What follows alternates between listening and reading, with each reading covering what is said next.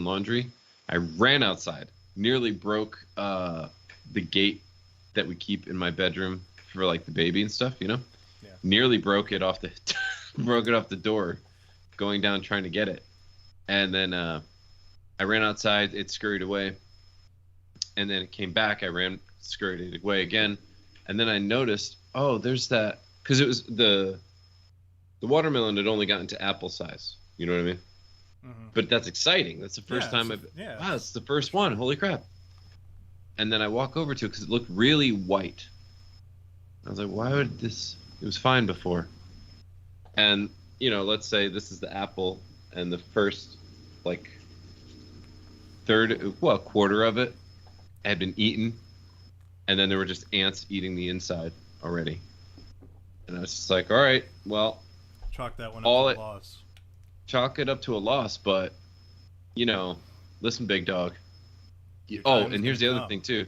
Did you say something really cryptic, like while you were standing on your porch looking out over your watermelon? Yeah. Did you say something really cryptic, like, what are you going to do when the groundhog reaper comes for your soul? You know, did you say something like that? I don't know what you would say in that. I've never been that angry, so I don't know. Dude, I was like, the winds will change. There we go. And you will feel it come.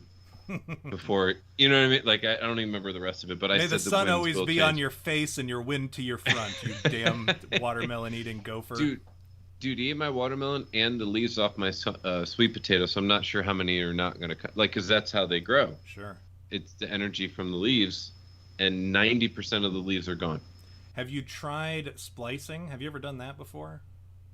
So you like what, sweet potatoes, you mean? I have no idea if it works for sweet potatoes, but I know that in many plants what you can do is you can take parts of other plants and kind of like neatly slice them off and then put them on the old one and slice open an opening on the stalk, attach it and wrap some saran wrap around it, and then maybe it develops into, maybe it forms the connections that it needs. I don't know, but maybe like hit up some of your other like overly you know, the sweet potato plants that have a whole lot of leaves on them. Maybe borrow a couple.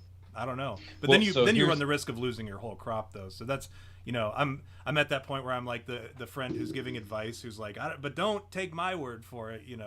Yeah. Okay. So with sweet potatoes, essentially what you're supposed to do is you get the vines off of them, and then those are your sweet potato slips. And then you take those vines, which are essentially like real potatoes, get you the eyes. And that's how you know that they're going to grow other potatoes. Sure. So that's fine. With sweet potatoes, they grow these vines out. And then if you take those vines off the sweet potato, that pile of vines, you just stick it into a muddy, dirty, gunky ground. Are we talking about Hunter Biden's girlfriend? Is that already we're on Hunter Biden's liaisons? Yeah, what was it? Montana, Arkansas. What was her name? That one? I don't know. The stripper? Are you talking about the stripper? Yeah, the stripper got pregnant. It was like Arkansas, Kansas, or something. His child's mother. I feel that we should give her that designation. Oh, I'm sorry. She's earned it. That's right. You know, we can't just call her the filthy whore who strips and dances who took for down money. Our nation. Yeah, and took a load from Hunter, probably multiple loads from Hunter Biden, I would assume. But then again, I think Hunter Biden is the kind of guy who, like, he's extremely potent. So, like, wherever he lays his seed, he's going to bear fruit. But here's the problem, right? The sort of women who would be bedded by Hunter Biden are the type of women who were bedded by many men who also raw dogged it. So, like, how many kids does Hunter Biden really have out there? I don't know. We may never know. Ask his cousin. Maybe or his daughter, or no, what is it? His niece? It's his niece, right? Niece. Oh, that's what I meant. Niece that he fucked. Sorry. Disgusting family. What a mess. Dude, imagine. Mess. Okay, dude, imagine this, right?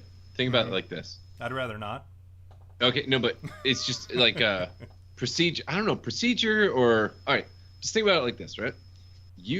We know. Here's what we know about Hunter Biden, right? Like just all the stuff that we More think than of we everything. would like, right? Think of everything that you know.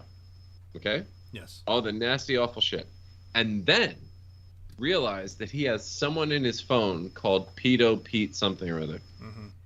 Do you understand? Like he. I know, but the point is, he is so bad yet pass his judgment on someone else. So yeah, that's a pretty bold move. As we're talking about this, I looked and I forgot that I didn't unplug my Alexa, and it lit up blue while we were talking. So what does that mean? I don't know. It's usually when it's like interacting with you or whatever, when it's like picking up on something you say, right? So we've been compromised, right?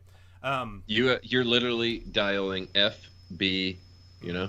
Mm-hmm. Yeah, I'm done for. But here's the thing about that whole situation is like you have to be a real piece of shit to be labeled a piece of shit in a piece of shit like Hunter Biden's phone, right? So it's like you have to be the worst human being in the world. And the theory is, I've heard a couple different theories, but the overwhelming majority of people think that Pedo Peter is Joe Biden. And I am inclined to believe that that's true. I've also heard that, like, somebody else, you know how, like, you get on Reddit and there's always the shills who jump on and they're like, oh, no, this isn't what it is. Or, you know, and then they try to fight you or whatever. They've already had those where people have come on and they've tried to, like, dispel all that stuff. And you can see them from a mile away. Like, you know, like they say, feds glow in the dark, right? These shills that hop on, they glow in the dark. Absolutely. You see them. And you're like, there's no way that this is an actual human being who's saying this, who's like genuinely from their heart speaking this. And it's in a conspiracy forum. So I try not to be judgmental on the other conspiracy weirdos, right? But, you know, they, some of these theories are just so far out there that I can't even wrap my head around. I can't even like pretend that there's anything to them, right? Have you ever been presented with a theory where you're just like, there's no way, right? I, being a man who believes in some of the most absurd things out there, I am saying that there's no way that this. I've had people come up to me with some real baseless shit and presented it to me in such a way where I'm like, yeah, that sounds totally feasible. Actually, I would believe that. But somebody came in and they said, no, this Pedo Peter is actually like his niece or his maybe not his niece, but like some other family member or whatever, a female family member. And I'm like, I just got to tell you, it's like an alias for that person. I'm like, I just got to tell you, there's nothing to that. Their evidence for it was so loose, and like there was a picture of a girl that was sent from that user saying so and so on her way to get her nails done or something. You know, it was something like that. And they said, well, because there's a picture of some other girl going to get her nails done, it's probably a girl who is the owner of this Pedo Peter account, right, or contact. So, like, and I'm like, these aren't even good. Like I said, I've believed much more absurd with less evidence. I'm sorry, you know I'm on their side. I'm already on their side. Okay, talk to me. Well, sure, yeah. Well, here's the immediate. If we're merely saying that it's more likely to be a girl versus Joe Biden, right? Right. The reason I'm on the side of girl is because the way you phrased and began, you didn't say to me it was a completely incomprehensible text with a picture. You know, like, oh, this girl, hey, I got hairy legs. Hello. Come on. Right? Like, it wasn't that. Right. So I'm like, well, given that it was a coherent sentence. I have hairy legs. Now, and kids like to. Yeah. Okay. All right. I see where you know you're what I'm going saying. With that. Now I'm like, well, I mean, maybe it's not his niece or cousin or somebody. So fine. Here's the thing, Jerry, and here's where I've got to disagree with you. I have heard. Now, granted, 90% of the time, look at the polls, Jack. 92%, right, of the time, Joe Biden says something that doesn't make sense, right? Typically, when he's 92% of the time, he's right every time. 92% of the time, Jack, he's saying something that just doesn't make sense, or there's something silly about it where you're like, wow, George Bush was actually like a pretty. He will smart arm guy, wrestle you right? though, or whatever. So there's that. Well, yeah, he's threatened to beat up a bunch of people, like a bunch of pipe hitters too, like dudes who are like blue collar workers who would just lay him out. He has like threatened some very strong people, which to me is absurd, which kind of like plays into his whole dimension being a crazy person. So 92% of the time he says some shit that is nonsensical. But this text that was sent accompanied by this picture was maybe like 4 or 5 words. Now I have heard many times Joe Biden string together 4 or 5 words that made sense. Yeah, you can do that, right? Sure. So like that's my only disagreement there. But here's the thing too, and I will push back a little bit further. I'll say that it's not like this person is like boom, boom, boom, boom, boom, texting coherent stuff or whatever, or texting anything for that matter. Like throughout the span of this entire chat log, there were only 2 texts from Pedo Peter, right? So you only text your dad twice? Well, it's a group chat, so he only contributed to the group chat twice. Right. So it was his dad and Chinese diplomat, big Ding Wong. Big. Wait, there's something Big Wong we can do here. Yeah. Wait. Big Ting Dong. Big Dong. Big. Big Ming Wong. Bing Me Wong. Bing Me Wong. Bang Me Hod is his name. Oh yeah. Bang Me Hod was the guy's Bang name. Me Hod. Yeah, that was the other user in the account. No, it was like a family group chat. So it was like Yeah. No, exactly. And you know what's funny about Hunter Biden as I was reading his chat? That is their family. Is like so think about how you talk to your family. Now maybe you're like you can swear a little bit here and there. I don't personally swear around my family. Occasionally it's like when I'm talking to my grandma or my uncles or whatever, just in the like I'm very oriented to like every once in a while. I know where I can get away with it, right? And where it's appropriate. So it's based on the social group that we're there. Now Hunter Biden seems to not have that. He will enter into any conversation like he is able to talk about fucking underage Asian girls, right? Like he enters any conversation with that understanding that the conversation will accommodate that particular commentary. Yeah, well, this is the same family where his sister claimed that she was showering with her dad at really older, inappropriate ages. I think that's Bo's kid was the one that was showering with Diamond Joe. Yeah, I think it was Bo's kid, who also was banged out by Joe Biden. Right. So what I'm getting at by Hunter Biden. I'm sorry. I want to make sure that we're clear, right? Yeah, we don't want to get in trouble for I don't want to wrong accuse stuff. the president of any kind of like inappropriate. No, there's no wrongdoing there. Snifter maybe, but come on. So I guess what I'm saying is, if you're in a family where your kind of closeness literally means a kind of closeness that none of us in them, right, that none of us know, that'll really blow your hair back. Then I'm assuming you could say, asshole to your dad or whatever. You know what I mean? Well, sure, but he talks to his. Oh man, like I listened to. I haven't read it. I know. It's wait. Tom, can I throw it down for a second? We have to put a gauntlet right here. I think because we don't want to get shut agreed, down. Right, we had agreed off air. All right, let's do our thing. Let's do it because I got a couple good. And then get in trouble. I got some funny jokes this week. So what did you get into this week, Jerry? What have you got to share? Oh, well, man, I don't even what day is it? I don't even know. Today's Wednesday, brother. All right, so over the weekend, I fixed my wife's as car. Jake would say, he would say, "It's Wednesday, my dudes." He's still carrying on that meme. Also, I heard you say your wife. What is that? Oh, my wife? Yeah. Okay. All right. Yeah. I fixed my wife's car. All 4 brakes and rotors. Did that with my father-in-law, like a man.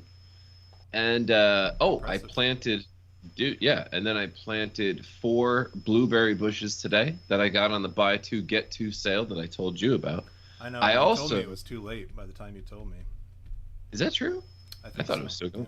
Yeah. No. Well, the generators, that was done. Dude, that sale was insane. Oh, speaking of, okay, I'm super jealous about that. Yeah, so those literally I got them, and then by the time some family come over I was going to recommend them to, the sale was gone. I think it was a mistake. I think because I got $598 worth of stuff each for $120 total. I'm pretty sure it was a mistake. I was, when you sent me that thing and I went looking for it, I was like, there's not a single one of these things that's any less than like $500 for just one component, right? Well, the river. Okay, so to clarify for everybody, EcoFlow is a solar generator company, battery generator company that I've bought some generators from, and they they put out like, oh, we have a 48-hour sale or something. It's our personal Prime Day kind of thing. And then I looked it up, and they offered not only the generator but the solar panels for free. So then when I went to check out, it went from like $500 and some odd, and you go, okay, well, they're going to eliminate the solar panel charge, which is crazy enough, right? Like, that's really a good deal. But then they kept adding all these, like, here's your promo code for this, here's this, here's this, here's this. So it went from like $580 down to $50. And I was like, all right, I'm going to do this now before they change their mind. And then I'm going to do it again. You know? Did you do it again? Yeah, I got 2 of them. Yeah. You should have like called me immediately when that was going on. That's why we have each other's phone numbers, Jerry. We're in the apocalypse together. I know, dude. It was literally, I bought the 2 of them, had to explain to my wife, because I started my wife. I started the conversation with her. Look, don't get mad at me. I bought 2 generators. And she's like, what? And and then I told her, and she's like, oh, wow, whatever. No, I bought 1, told her, and she said, should we buy another one? And I was like, yeah, all right. And then by the time we did, 5 minutes later, it was done. Oh. Gone. See, you should have called me before your wife. Because then I would have also told you to get another one. I would have been the same way. I'd have been like, did you buy 2? Yeah. Yeah, because 2 is 1 is none. For those of you keeping score at home. Yeah, that's the same. Yeah, so I got 4 pink lemonade blueberry bushes for the price of 2. I got 2 mini generators and solar panels for the price of like an expensive dinner, which is incredible. And then I worked on my wife's car and replaced 4 rotors and brakes, and then got her car fixed even more, fixing the exhaust system for like a good price. So now her car. Don't just like trade your car out when it starts to have problems. That's what I do. Well, dude, here's the deal. When I'm looking at this apocalypse thing going on right now, I just take it. And you're just done. Yeah, it's done. It's only got 3,500 miles on it. Yeah, Dude, you literally bought this 3,000 miles ago. Oh yeah, well, I mean, what kind of car is this where I have to keep doing this whole charade of an oil change? I can't believe. That's how they get you, is the oil change. That's why they keep extending it out like to 7,500 miles now, right? Yeah, that's it. Just please keep coming. Somebody, please, So yeah, dude, did I tell you I went to a minor league baseball game with my parents, and halfway to the game, my air conditioning just stopped working? No, you didn't tell me that. Just like that, yeah. A 45-minute drive, 20 minutes in, 90 degrees and humid, it just stopped working. and that's the thing when it's humid or whatever and it's very hot out. It's like when you can't just open your windows because then it feels like you're going down a water slide. Then it's worse. All the water's hitting your face at like 60 miles an hour. Yeah, no, I get it. Yeah, I did 85 miles an hour with my elderly parents in the back seat just to try to give us some relief. Keep them alive, yeah. Yeah, just dude. Do you have to pour ice on them just to? Yeah. Well, you know what I did is I had one of those pinwheels, and I put a ice cube in the front of it. Well, you didn't understand that's not how pinwheels work. No, because it went, and then it's blowing the ice. All right, I'll give that one to you. I still disagree. I still don't think that's right. It's like that meme where it shows Pat Bateman with his lawyer, and it shows some kind of like nonsensical invention, like a bicycle with some PVC pipes or whatever up and around. There's a magnet on the end of it, and it's supposed to like self-propel. And he goes, "It just wouldn't work, or that just can't be." Or he's like, "Why not, you stupid bastard?" It just wouldn't. So yeah, no, I'll give it to you. Not how it works. Yeah, and the last thing I want to report from today, right? I went to go get some food, and I was driving back to my house, and I happened to have like news radio on. It's a news radio station that normally I listen to only for baseball games, but different hour radio was on. I kept it on. They said today's the last day of Amazon Prime Day, right? Mm-hmm. And they go, oh, radio voice, yeah. Yeah, and they go. Oh, the Amazon Prime Day is coming to a close today at 7:30 Eastern Standard Time. Yeah, and you know what they said, time. Dude, Tom, imagine what. Okay, ask yourself: am I in a bad economy? Are we going down the shitter? Is something really wrong that no one's talking about? Well, Tom, I'm glad you asked. Amazon Prime Day, apparently the most searched and requested like items was gasoline. Grocery sales on Amazon Prime Day, man. when you're supposed to be buying like discount furniture and like you're supposed to be buying ridiculous things like one of those little big Roombas, TVs or whatever. a Roomba. Yeah, you know, you're supposed to be right. You're not supposed all to be the buying robots. grapes and lettuce and milk. Dude, yeah, just imagine someone goes, "Oh man, what'd you get on Prime Day?" "Oh, I got like dinner, inflatables. I got inflatable skates that, you know, go on water or something." Remember those moon shoes from Nickelodeon back in the 90s? I got those. The new ones. Like, these things literally you'll jump like 40 feet in the air. It's amazing. Yeah, dude. Oh my god, I got float. You know, those shoes. Moon shoes? What did you get? Oh, bread. But I got 2 loaves, right, for the price Two. of one, Yeah, so. I got like a lot. So of it. we're set for the week. Yeah, you wouldn't even imagine what I had to pay, but it's better than what I've been paying at the store. $14 for a doggone loaf of bread. I got 5% cash back on that bread. How do I know that we are in a bad economy? Is that the news keeps talking. Well, the economists who have been wrong every step of the way. Yeah. Mm-hmm. There's one who I follow, and he's not been right yet. He works for the New York Times, which is a pretty good indicator that he's a Oh, is that Paul Krugman? Paul Krugman, correct. I didn't want to say his name because I didn't want to get cut off the air. But the I assume he's Jewish. I don't know if I'd have to check his early life, but I feel like I don't have to. He's been wrong every step of the way. And so when he says something economically, as you know, dude, actually, I'm looking right now. Breaking news. Uh-oh. His name is actually Krugensteinberg. Paul Krugmani. Turns out he's from the Middle East. Who knew? Wow. He made it more Jewish sounding so he could work for the New York Times. That makes sense then. I apologize for questioning. Yeah, he's not Jewish at all. His early life is just like citation needed for grew up in a Jewish household, right? In Serbia. Citation needed. Who edited this? Paul Krugman at google.com. Paul Krugmani / Yeah, of course. No. Not Jewish. Or yes, Jewish. He specifically puts that in parentheses somehow in his email. He's got parentheses in his email.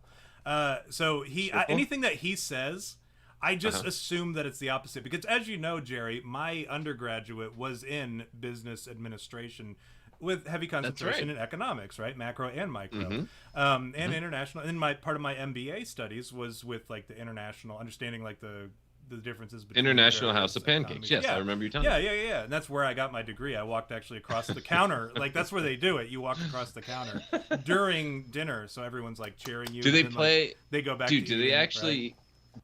Dude, please tell me over the music they play graduation music. Yeah, it's Pomp and Circumstances, but it's also like at the same time. Like, so one speaker is playing Pomp and Circumstances, and then the other speaker is playing like it's like a radio station, but they have the tuning off just a little bit, so you hear the scrambling, but it's the radio station. They haven't quite upgraded to the new thing, but yeah. And then it just as you're walking the counter. At one part of the counter, there's no smoke, but then as you keep walking, you get into the smoking section, right? So all of a sudden, you're like hit with this wafting smoke from the smokers. So, yeah, that was so. As you know, I can read these articles and I can read data, and that's kind of like what I do because I refuse to watch the news or whatever. I read the raw data, and then I'll read like opinion pieces sometimes, especially from this guy, this Middle Eastern Arab gentleman, and I'll read his articles, and I'm like, and I can understand where he's going with it, but I'm like, at the same time, I'm like, I also read the book How to Lie with Statistics, and which is one of Bill Gates' favorite books as well. Yeah. So I know what he's doing when he presents stuff, and he's just very like, he's optimistic in a way that I know he's being paid to be optimistic, right? So like he'll talk, one of the things like back in 2020 after the election, he said get ready for the Biden boom or whatever. You know, like he was talking about all this stuff, and I was like, none of that is going to happen. I can tell you right now, and it has nothing to do with Biden. It has more to do with the pandemic, but I can tell you right now you're wrong. And it has to do with, you know, a lot of the whatever the payments that we got, the bullshit payments that we got. Oh, the $5 stymies. Yeah, stimulus. I couldn't remember the word.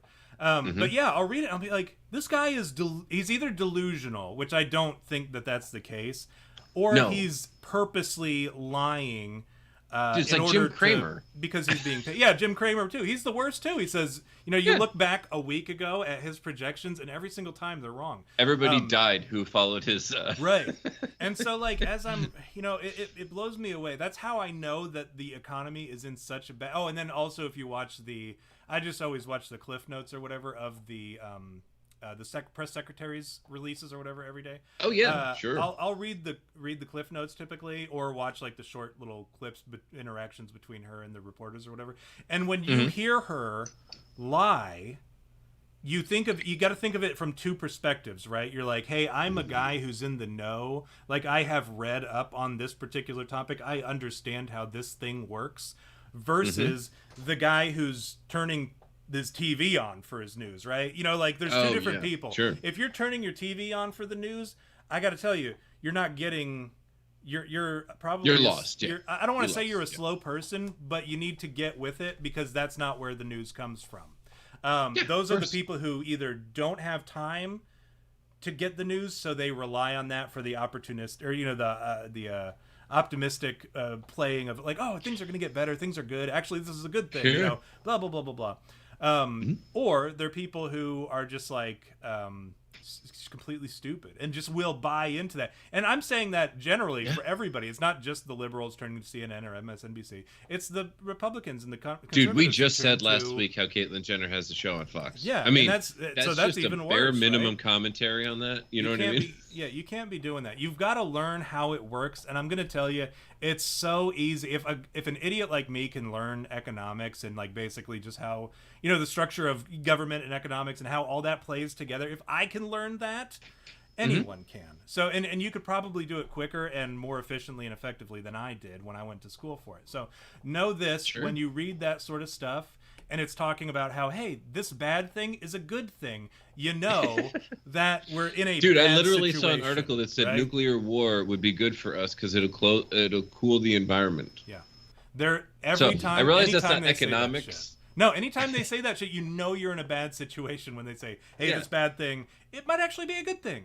And they'll say that about everything, right? Gas prices are going up, and that's a good thing. Hey, the vaccine is causing myocarditis and pericarditis, but that's a good thing, you know? And hey, now we're actually having these kids do physicals that require, you know, that will better test them for this, right? You know, like they come up with some absurd little sliver of like good news from the bad, and they'll be like, yeah, maybe they're all dying in droves and being, diagnosed with this stuff in droves, like 100 times what it was in previous years.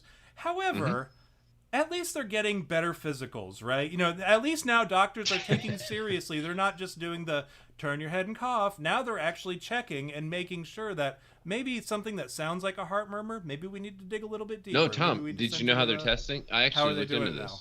Yeah, here's what they're doing. So they're actually saying, rather than simply the turn your head and cough, okay? Now they're saying, I'm going to squeeze the shit out of your balls and see if you have a heart attack. Because they're already down there. You see what I'm saying? We're gonna know what they do is they have them jack off into a cup and they test it to see how sterile that person is. Well, that's true. No, but Tom, you're right. But you know how they test the sterility? What?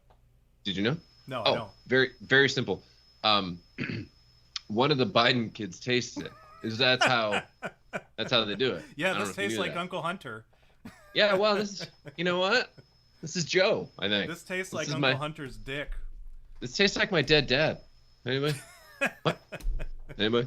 Old Bo. By the way, Tom, I'm sorry. This is breaking news. Bo was a piece of shit too. I want to go on the record and say that Bo Biden is a piece of shit too. Dude, if he wasn't first of all, if you're part of this family, I think you're very good chance. Like, automatically, I have to assume you're a piece of shit. And secondly, you literally, if your choice in women was a woman who would then fuck your brother after you died, your crackhead brother, Yeah. I You know mean, Hunter Biden okay. has AIDS? Did you know that? What? Yeah, Hunter Biden has mean, AIDS. I'm gonna yeah, say but that. wait. I'm gonna put my face Wait. on that one right now. Hunter Biden has AIDS, and I'll tell you why. He in the Huh? phone records, he actually wrote to a chick that he, like you see the text leading up to it where it's like, Sure. "Hey, I can't wait to blow out all your holes tonight," and whatever, like you're on birth control, right? Yeah, you're 13 again, right? Yeah, okay. Oh, for And fuck's then sake. then there's like silence for a day, and then the next day you see a text from him saying, "Hey, I had a good time yesterday. Go get tested for HIV." And like Oh, you shut should up. get tested for HIV. Yeah, no, I'm not kidding. Like he has AIDS. Oh my god. Hunter Biden No has AIDS. fucking way, dude. Mm-hmm. I mean, listen, I thought you were actually going to say it in the same way as like everyone has AIDS because of the jab. I No, thought no, that's where no. you were That's a going. different one. No, Wow. he probably has has double he AIDS doesn't probably. No, he doesn't. He's not vaccinated. You know, Hunter Biden isn't vaccinated. Oh, dude, He could you doesn't have imagine to. if he? Oh yeah, did you hear that? Okay, so Do you all think right, they like first slipped him a needle with the vaccine in they it? get. They're like, oh, and he you just are like such stuck a. it in, right? Yeah, he Instant. stuck it in twice. He's like, can I? Is there more? I don't know. He does this. He does that number where like he's like, Yep. and then he flushes it, gets the blood into the vaccine vial, and then squeezes it in. Not like instead of just boop, bump, just- he does it like yeah. he wraps a Tom, belt around he his did arm. it between his toes. Are you serious? He put it into the tip of his penis. He had a because job he's got interview too with many the track marks everywhere. Tom, so he had an interview with the Chinese. He had to do it between his toes. So listen, Hunter Biden, hard first of all, vaccine. I want you guys to look this up because this is whatever. There are I can't remember the country that had a foreign accent, okay, and spoke English. So I think it was either New Zealand, Australia, something. Long story short, they're actually considering prohibiting vaccinated passengers from flying because of all of the blood clots that their own pilots have been getting and dying. And I think it's something like, I can't remember what it was. What there's like a website you could actually go and track. Like there's something like if they have an emergency in the air, essentially there's like a particular thing they have to do, and it's actually tracked on this website or whatever. And you might get like one or two a month where like some guy like The Mayday. Yeah, Mayday type thing, but it's like different somehow for them. Like they don't just Mayday. It's a little bit different. But anyway, I guess just in this whole tracking system, presumably at least of the U.S., it was like maybe one or two a month. Like just some guy. Oh, I got chest pains. I'm gonna bring her down. Something like that. No, it's over 100 and some odd. A fucking I month. heard that there's going to be a manufactured thing. Well, forget manufactured. These guys are getting blood clots because the altitude with something in the vax is doing it to them. Passengers are having it too. That's why they're actually talking about it. But Tom, more importantly, before I continue discussing how everything we've been saying for months is correct, and Tom and I are on the forefront of I'm so glad that being accuracy. right doesn't hurt. You know what I mean? Like, Oh yeah. There's no way that this maybe is gonna that's why somehow my be back bad. hurts. Is because I'm always fucking right. Carrying the weight of all this. But Tom, I need to inform you and the You Had Me at Bigfoot audience of something. Pop icon Keisha. Okay? She is exploring her cosmic connection to the supernatural. And I think it deserves our attention. Key Money Ha is who you're referring to, right? Yeah, Key Money Ha. The original. And the first TikTok. episode, Yeah, dude, and the first episode is literally called Not Today, Satan. And she and comedian Whitney Cummings are pushed to the limit at an abandoned prison. Well, I'm gonna stop you right there, Jerry, because you referred to Whitney Cummings as a comedian. Well, I'm reading the press release Okay. that we've been paid to read. I'm sorry. Right. But no, dude. So I saw. I was like, this must be the end of the world because this is like comedy meets the supernatural, but like funny to us, right? Like not intentionally funny. And I thought, okay, well, here's Kesha, or however you say her name, diving into her connection to the paranormal or whatever, the cosmos, the cosmic connection, and And another thing, Tom, Mm-hmm. your favorite and mine, I know yours more so, you told me this plenty of times off air, Jack Osbourne. Yeah, oh my goodness, yeah. He has a new show. Oh, again. It's an hour-long program, and I don't know if you know this, but he goes into, I think, the Idaho forest with Jason Mewes, a.k.a. Really? Jay, Jay from Jay and yeah. Silent Bob, to find Bigfoot. Okay. This is a new show. Okay, so here's the thing about Jack Osbourne, Jerry. Let me just say this right now. Sure. He's your favorite. I know, he's like your ultimate. You said that you met him a couple times. I have never met that motherfucker. And if I ever did, I'd knock his fucking crooked British teeth out. So here's the thing, and V and I actually talked about this some time ago, because I didn't know why he was appearing on every single fucking show on the Travel Channel. Like, I watch the Travel Channel. That's my jam. That's where I spend all my time on cable television, right? Is on the Travel Channel, because I watch The Haunting, I watch These Woods Are Haunted, I watch Ghost Adventures, I watched The Haunted Woods Are Haunted, I think you told me. Haunted Woods Are Haunted. I watch all of those. I don't watch the UFO shit because it's so incredibly boring. As much as I love aliens and I love the idea of aliens and I love, like, it's a topic that needs to be discussed. The way that they go about it's literally someone just bitching and crying and then being like, and then they took me. Yeah, and the worst part, and honestly, if it was somebody who was telling their experience or whatever, that'd be another thing. But it's always like scientists and archaeologists who are talking, and I'm just like not into it, right? Yeah. And they're like, oh, the Bermuda Triangle. Let's talk about the Bermuda Triangle, the Alaskan Triangle, and I'm like, I don't really give a fuck about any of these things. So those are the only days that I'm like not actively watching. I'll usually turn on HBO Max or whatever, But he's on every show now. Like, he was so he started out on literally every show. The Osbournes want to, or no, I'm sorry. I think he started out on Ozzy, right? Like he and Ozzy went on a road trip and did some stuff, or well, his dad is Ozzy Osbourne, right? So like, no, that's what I'm saying. He and Ozzy, I mean, they're like that's how he got his foot in the door, I think, because of their show. They had like that. Tom, whatever, I'm sorry. He got in the door on his own merits. No, he didn't. No, and I'm going to push back on that one because I'll tell you why. All right, fine. It was because his sister Kelly was on the View show. If he were so fucking famous, Jerry, he would not be on the Travel Channel. You know what I mean? Like, I love the Travel Channel. I love the programs that I love on the Travel Channel. Dude, he didn't even make it onto Discovery Plus proper. Like, he didn't even get his own show for Discovery Plus. Right. You know? Let's be honest. Anybody who is on the Travel Channel and who is the Travel Channel's like golden boy is not a famous person, right? And that's why like most of those people have distance. Nick Groff, he's like left completely. He's just like, I don't want anything to do with it because I'm not going to advance my career. Look at anybody who is on the Travel Channel now or 10 years ago. They have not advanced their career, right? But here was the thing. No, they're just still there. They're still there, and that's it. There's nowhere to go. They're doing better than I am, honestly, financially. So I mean, like, you could sit here and pick on me about that. Are you but sure? Truth be told, I'm having a better life than I know Jack Osbourne is having. Now, he was on a show called Fright Central. Well, his mother is literally a demon. So Sharon Osbourne. They're all. I can't stand any of them. I can't stand any of the Osbournes, really. I like Ozzy's old music, right? But that's like something that I can listen to. Yeah, but here's what I'm saying. And not have to give a fuck about Ozzy now, right? We know that Ozzy is on drugs. They put him on stuff that probably made him sick. I think they probably triple vaccinated. Like, literally, if you watch Behind the Music when they were like, oh yeah, and this is where Sharon came into his life, and she supposedly structured him, and then he like had a revolving door of band members, and he couldn't keep guitar players for more than a couple times, and then he was like 100, but they had to do a television show. But then they also had to go out on tour, do the Ozfest.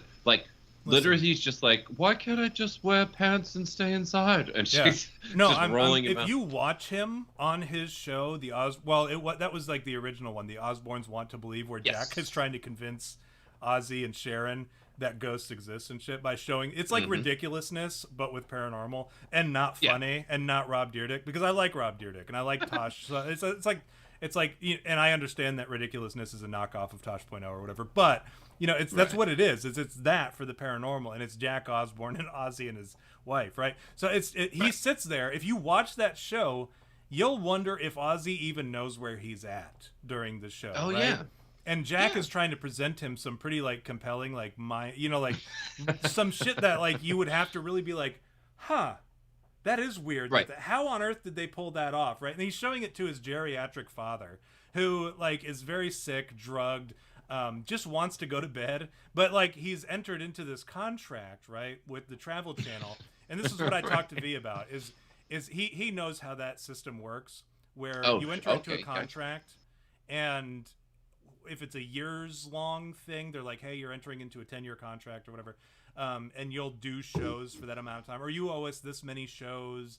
Right. And so Jack took that on, which I guess if that's what happened, I got to respect that. But at the same time, I wish it happened to somebody who was more entertaining, because he's now, that Osbournes want to believe, Fright Central, which is him and the guys from Ghost Brothers, who are equally as uninteresting, right? It's just a bunch of black guys doing ghost hunting, and it's not funny. Like, you know, you think it'd be funny, a bunch of black guys going, oh! You know, like, you know how black guys get overly dramatic, or something, right? you know, sure, yeah. Oh!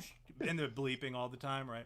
But that's not what it is. It's very, like, uninteresting, right? You know, they get in there and they're like, well, you know, this cemetery right here is from the Civil War, and as you recall, the Civil War was a fight over slavery, and you know, and they turn it into this come on. So, anyways, that's why I don't watch Ghost Brothers. It's just not entertaining. It's more of like some shit that you should put on History Channel if you want. But then you've got him on Fright Central with them. Then you've got him on Portals to Hell, which in itself is a horrible show, right? It's got the girl from Paranormal Lockdown. Oh yeah, you've mentioned this. How she's like awful, just awful. Not interesting. You know, she like thinks everything is a fucking portal to hell, right? So like, so of course, and that's great for the show because. Isn't it? Well, you know, the thing about Portals to Hell is it can be anywhere. There's probably a portal to hell within 5 feet of you right now, because anywhere that you have tried or anyone has tried, believe me, you know, anywhere that anyone has tried to make contact with the spirit realm is a portal to hell. That's the definition of it. But she thinks that for some reason it has to be like this elaborate, deliberate, you know, you opened a spell book and you were doing some divination and shit. It's not that. Yeah. If you have a Ouija board, guess what? And you've used it, guess what? That Ouija board is now a portal to hell. So that's what they don't understand about that. And they think that, okay, well, this place is spooky, so it's a portal to hell. And, you know, oh, this person thinks it's a portal to hell. It's a portal to hell. So that's it's so absurd. There was another show that was similar to that. They always talked about portals, and I'm like, this is such a stupid fucking thing. If you can't throw a dead cat without hitting a portal to hell, honestly, like in my opinion. And I mean, I've only been in this game for a couple decades, but you know, whatever. Can I just say though, like it just seems obvious if you're tossing dead cats around, it's probably at a portal to hell. Yeah, well, I mean, if I was gonna like, if you're, I mean, presumably if you're out there, cats, you know, gummo style. Just throwing around dead cats. Fall into portals to hell. But now you're telling me that Jack has another show with Jay Muse, who again, I love I loved Jay and Silent Bob. I did. I thought there was growing up, Jay and Silent Bob was amazing. Clerks 2, loved it still, even though it was little out, you know, it was kind of like running its course. And and Kevin Smith had specifically said in an evening with Kevin Smith back at the time of Jay and Silent Bob Strike Back, he said that he didn't want Jay and Silent Bob to continue going on. He wanted to use Jay in other elements because at a certain point it ends up being Jay and Silent Bob go to space. Oh, they go into a space shuttle and Jay thinks it says lunch, but it actually says launch, and he hits the button and they end up in space. So, which is literally the premise for Beavis and Butthead Do the Universe. But whatever, we forgive Beavis and Butthead because Mike Judge is like classically, you know, funny, right? Yeah. And so, but now Kevin Smith, even like at the time of like 2016 when politics and like all that, everything was heating up, he was like, somebody called him out. They were like, use your platform to decry Donald Trump, right? And Kevin Smith came out. I could probably find the thing that he said. It's on record, him saying, listen, I don't know a whole lot about politics, but what I do know about is dick and fart jokes. So I'm just gonna keep doing dick and fart jokes and leave politics to people who know politics. And then he got married to that feminist woman, and then completely ruined He-Man and cries every day, and also ruined his own brand. So I mean, there's that. That happened around 2018, probably midway through the Trump thing. But then he ended up he ended up siding with Joe. He was bought and paid for by Joe Biden and Kamala Harris. Yeah. And dude, can I tell you, I have. Well, hold on. Let me do this real quick. Sorry. Sure. He did the whole thing with Kevin Smith or with Jay and Silent Bob, where they were like, "Hey, we're even divided on this election. Lunchbox here, pointing to Kevin Smith as Silent Bob. He says, Lunchbox here is voting for Joe Biden, but I'm for Kamala Harris because, I love ladies, blah, or whatever. And like that was the whole commercial. Geez. It was very cringy, right? Ouch. But I was like, they didn't think that through. Because if you know the characters Jay and Silent Bob, you know that Jay is a fucking idiot and has no understanding of the world around him. So, like, the fact that you would say, hey, I need you guys to come out and support Joe Biden and Kamala Harris, that's like saying, hey, go down to the gas station, whoever has the least amount of teeth, have him come in here, and we're going to do an interview with him, and he's going to talk about who he's voting for, right? That's the same energy, the same kind of concept that they did with Jay and Silent Bob. I mean, this is a guy who, like, was addicted to heroin for years, and now they've got him on the Travel and literally channel. Lost his teeth. Lost everything. Yeah, he almost lost his kid. He's got kids now, right? So he cleaned up his act or whatever. Now he's on a show with Jack Osbourne, the biggest fucking loser in the world, and he's hunting Bigfoot in the woods of, what'd you say, Iowa or Idaho? Idaho, I think it is. Yeah. Like, what is that? There's already shows of people hunting Bigfoot. What does this bring to the table in the hunt but Tom, for they're Bigfoot, celebrities, right? Well, they're not celebrities is the thing. Ask your parents who Jay Muse is, right? Ask your parents ask your uncle who's maybe like 10 years old. Ask anyone who's over 40 or 45, because I know you know who Jay and Silent Bob are, but ask anyone who's over 45 who Jason Mewes is, and they'll tell you, I don't know who the fuck that is, right? Ask them who Jack Osbourne is. They'll say, is he related to Ozzy Osbourne? Yeah, right? Like, these are not celebrities. These I think, it'd be crazy if someone said, oh, is Jack Osbourne related to Joan Osborne? Holy shit. Could you imagine? No, that'd be crazy. Be like, yeah, you know what? It doesn't matter. It is, yeah. I think when you say that, I might as well just ask Joan Osborne to do it, All right, what were you gonna say? You were gonna say something. Oh, well, I was gonna say to you, yeah, this is the same. Like, I know that timeline is pretty much right because my wife got me. Your wife. My wife. When we first got together and got married and stuff, she got me. We had a Comic-Con here, and Kevin Smith came, and you could buy like combo tickets to go see like a night with Kevin Smith where he does his talk and then also go to the con. And it was great. It was a great time too because I got to meet Brian Posehn, who does Deadpool comics, but also of course does stand up, and he was on news radio, and he was part of like that sort of alternative comic Fab Four of like. Is that the one you had to draw a picture of Deadpool and your old lady? No, that one was actually that one was pre-made, and it just happened to be Harley Quinn and Deadpool, and it said your crazy matches are my crazy. Oh, okay. Is that the same guy though? No, that was just you're not even supposed to do that shit. That's like sacrilegious. Actually, we didn't realize that we bought basically off of kind of a scam artist. He's like, oh, here's my not intellectual property. And both of these are not, and here's a really cool picture of them. And we were like, wow, that's like us. And so then we bought it. Yeah. But there's a lot of that at conventions. Like, you'll see a lot of people who are deserving of getting their asses slapped with a DM or with a cease and desist. Yeah, dude, like here they're selling like tons of these, and look, they were really good. I don't know if they just can't get hired and they just want to make I don't really know what the deal is. Or maybe they paid the artists on the side, like disgruntled artists who just are like, fuck this, I don't know. But no, Brian Posehn, he would write for Deadpool, and he was on news radio. He was there was a tour, the Comedians of Comedy. Remember when there were all those like tours going around, like whatever, the Blue Collar Tour, the Kings of Comedy with like Steve Harvey and Bernie Mac and that. So the Comedians of Comedy was Patton Oswalt, Maria Bamford, Brian Posehn, Zach Galifianakis, and I think also, depending on the tour, like Sarah Silverman at the time. Like, they were all very small. Really? Anyway, what year was that? That was a long time ago. I'd have to look it up. Comedians comedy, because they made a doc about it too. Like, you used to be able to watch. 2005 was the Comedians of Comedy documentary. So you figure if that was produced and made, you'd think, 2003? Probably takes a year plus to put it out, usually. Something like that. So 2003 to 4, somewhere in there. Okay. Yeah. So so anyway, I got to see it, and I was like, oh wow, I get to meet Brian Posehn, took pictures with him, and then got my comic book signed by him, which is awesome. And then I went to see Kevin Smith. And how much did he cry? This is before he started crying over everything? Yeah, this is before crying. Well, no, I think he was he was basically doing what he does now, which is rehash. Hey, you guys remember when I was cool? You know?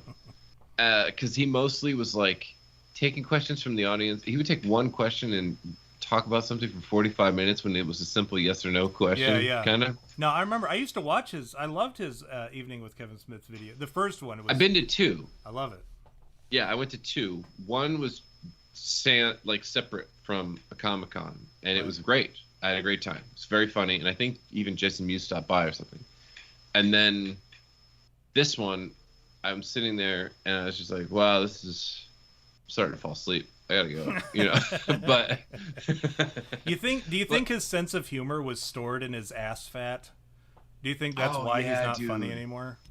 Yeah, I think it was like once he started putting on the hockey jerseys, and after the late weight loss, so like all the personalized comic book world. Yeah, comic book world, where he was like, no, this is going to be a show with me, guys, and about my and comic book Steve Dave place. And fucking the Chinese guy. Yeah, and they were fine or whatever, but it's like you can't make this a Kevin Smith show and then not have Kevin Smith on any of the shows. That doesn't make any sense. Like that's literally false advertising. Yeah. Just because he comes in for the one episode where they bring in Stan Lee to go, oh, Excelsior, you know, whatever, and then yeah, I mean he's dead now. I'm sure he's probably somewhere still saying Excelsior the way they ran that man ragged, but yeah, anyway, I had the one cool thing, though, is I had, it was a Jerry something or other. Shit. Jerry Only, I think is his name. Only. Anyway, he was a Batman comic artist. And he did a poster of Kevin Smith in basically the Jay and Silent Bob getup, except as Batman. And it was the poster for his Night with Kevin Smith thing, and it was a recreation of an old Batman comic as the cover, like the cover of an old Batman comic, and it was him instead, and it's like really cool, actually, really well done. Sounds very involved. Yeah, and they both signed it though, and you got you got that as part of your package, and it was awesome. And then the night was just like, wow, I'm really bored. I'm gonna go home. Thanks for the. He seems like he's a boring person now. Like I watched some like. I can't even. I used to follow him on Twitter some time ago or whatever because he used to be very funny. Like I really loved his old movie, but when I watched, for instance, I also like Too Fat to Fly. Come on. Yeah, like he used to be a very funny guy, and I don't know what happened. Like, and he had been married to that girl since before Jay and Silent Bob Strike Back, right? So like, Schwartzman. Yeah, well, they met at Jay and Silent Bob Jewish, Strike right? Back. I think so that's another one. But yeah, like. I watched the reboot. I went to the theaters to watch the reboot because I'm like, I'm not gonna hold this shit against him. I said I really like Jay and Silent Bob. I'll go check it out. And like I went and watched it, and I was like, I didn't laugh once. You know, and it was so frustrating because I'm like, this is like my child. Like that was my childhood, right? I was in high school when Jay and Silent Bob Strike Back. I used to watch Mallrats. I used to watch all that bullshit back when I was not Chasing Amy when I was a kid when it came out because Chasing Amy was incredibly inappropriate for a young man at the time. I would have been in like middle school at the time, I think. But yeah, like later on, I watched that shit. I grew up on it, and then I go to the theater by myself because I'm a stud, right? I'm an incel. By myself. And men go their own way. That's like my mantra. I go to the movie theaters by myself to watch this reboot, and it's just awful. I couldn't get into it at all. I was like, this is not funny. I haven't laughed once. I'm so incredibly disappointed by this, and it's played out. Like he was right. Dude, beyond that though, did you see? He was right, but he was wrong about the space going to space. Instead, he took Jay and Silent Bob this other woke way, right? Where it was just like, like I can't even like chuckle at like we laugh and cut it up about Beavis and Butthead going to space. Jay and Silent Bob, he took them woke, and it's not funny, right? So I mean that's something to be said. Go ahead. What'd you say? Yeah, no, I was gonna say okay. So first of all, my brother worked on a Kevin Smith project one time. This is way back. Kevin Smith did a short for the Jay Leno Tonight Show, and my brother worked on it as part of the crew. Vaguely remember that. Yeah. Yeah, my brother worked on that as part of the crew. And we were fans again. Like, all right, so I even saw Tusk in the movie theater. Yeah, me too. Yeah. Now, Tusk was awful. Downright terrible. I'm not sitting here trying to say, oh, I went even then and it was good. No, that's not what I'm saying. I'm saying that I still was trying to give things a chance at that point, because it was like every 4 movies he would come up with something and you'd go, oh, wow, Red State. Or like, great. So like, I loved Red State. Dogma, so good. Red State. I even thought there were qualities to Zack and Miri that was funny. Like, it was kind of goofy, right? It was just a goofy. It was fun goofy, time. but also there was like morality at the end, and like they got married and had kids and turned their life around and stuff. And you're like, oh, that's nice, Just you thought, oh, okay, so it's still raunchy and shit, but there's like this adult ending. Is this a way to get older with Kevin Smith kind of thing, And then Yoga Poser, what the hell was that movie? Well, Yoga Hosers was part of the 3-part horror movie series that you did with the Red State, Tusk, and then Yoga Hosers, which was like... And they were awful. Well, so Tusk, in its own, whatever, it was a thing. I was the same way. I'm like, I doubt that this is going to be anything good. But I'm going to go to support my boy, right? That's what it was. It was like, I'm going to go because, like, I know he's kind of like... There's a very niche audience for Kevin Smith, and I knew it was going to be a limited run, and I knew I was the only one in the theater. I don't think anyone was there for me either. I probably took a picture and posted it on Facebook saying, "Here with all my friends." Is what I always do, because I'll go to movies that are incredibly unpopular, and I'll put my feet up on the seat in front of me, and I'll take a picture of my feet and the screen up ahead of me, and it'll say I'm here with all my friends or whatever, and it'll just be an empty theater. So I do that, and I remember, I think that was one of them. Another one was The Witch, but I'm also like I'm super big into like unique thing. If they're trying something new, love that movie, I do too. But like not a lot of people do. But if I think it's going to be something for my wife. You have the what? The Philip Black Philip pop from my wife. I have a can of Black Philip hard cider. But unopened. Really? Yeah, I didn't open it because I was like, this is just a cool collector's item. But yeah, I'll go get it here in a moment when you're talking. I'll run over and grab it. It's right on my shelf. I don't have anything to say. You're in trouble.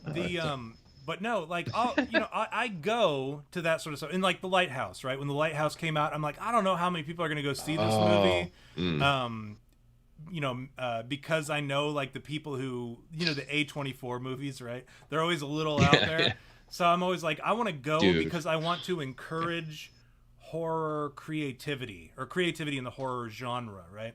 And if people stop going to movies that are a risk like that, then they're going to stop making them, right? So like that's my whole thing is I'll go to movies if somebody's taking a chance and doing something different for a very small niche audience, right? So that's kind of why I went to Tusk, and then I don't even think Yoga Hoosiers came out in the theaters. I think it came out directly to video. Because it was even before streaming was like mainstream, right? But yeah, like I went again. I was like, I gotta go. I'll go and support him because maybe he's like back behind the camera. He'll be his old self again. But no, he just turned that whole movie into a big woke diarrhea diaper, right? It's awful. It's just a mess. And so like anything, I'm even in like I see Clerks 3, right? I see the previews for Clerks 3, and I just like, I'm that guy. I'm sitting there just rubbing my temples. Like, part of me wants to go. Wait, see there it. is? Yeah, there's a Clerks 3 trailer out there. You should check it out because you'll be just as mad as I am. Oh no! I remember when he was working on it on the script, and I remember seeing the thing. He's like, "Finish the final draft, blah blah blah blah blah. We're gonna get post-production. We're getting into pre-production, whatever." And so I was like, "Well, that might be fun. We'll see what happens." Because like I said, I still liked Clerks 2. It was funny and goofy. But I was like, I saw the preview for Clerks 3, and I'm like, I don't know if I can do this. like Kevin Smith aside, I'll put him aside and his opinions and his shit that he's got going on.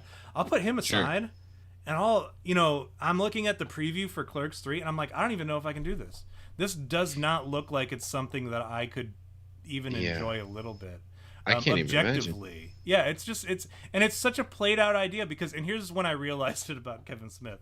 Everything, he's very much like Stephen King in the way that everything Stephen King writes, there's an author.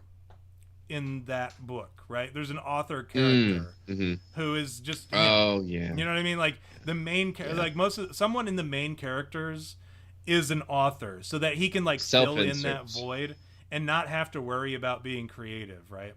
So any book that you read by Stephen King, there's an author in it, and he takes up quite a bit of space. So Kevin Smith is in the same way.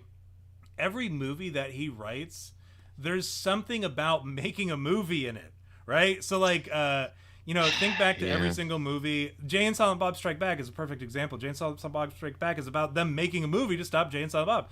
And the Jay and Silent Bob reboot, right? It's the same kind of concept again. But this Clerks 3 is about them making the movie Clerks.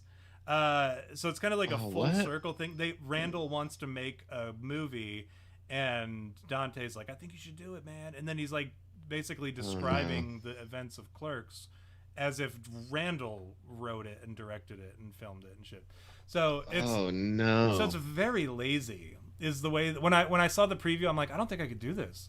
Like, as much as I'd love to support, I mean, he was my childhood guy. Like, I loved his movies as growing up or whatever. And even as an adult, for a while, my kids think it's hilarious when I showed them Jay and Silent Bob Strike Back recently. And they thought it was the funniest thing or whatever. Jay cussing all the time. They thought it was so funny. And and even when we watched Scream 3 and Jay and Silent Bob do that cameo on it, Sterling said, "Hey, that's Jay and Silent Bob." And Leslie, my wife, she looked over at me and she said, "How do you know who Jay and Silent Bob is?" And so yeah, I mean, like, as much as I'd love to, and I'd love to get some closure from Clerks 2. We left off at kind of a weird thing that we kind of got to see what happens. But I saw the trailer and I was like, man, everyone looks so fucking old. They're all still working. That's the other thing too, right? Even the slow kid that was like talking about GoBots and shit, or no, Transformers. I forget which one he was on, but he was talking about him like he's old, like he's very old, and it's very visible. Like they didn't do any makeup for him. Yeah, so it's like he made it when he was like 20. You gotta go, man. It's time to go. Imagine for a second, like I don't even know how to put this into like a term for us, like because A, we're a bit older now, and B, we do this, but it's not that embarrassing. Like we don't dress up weird. We're just ourselves. So I can't even.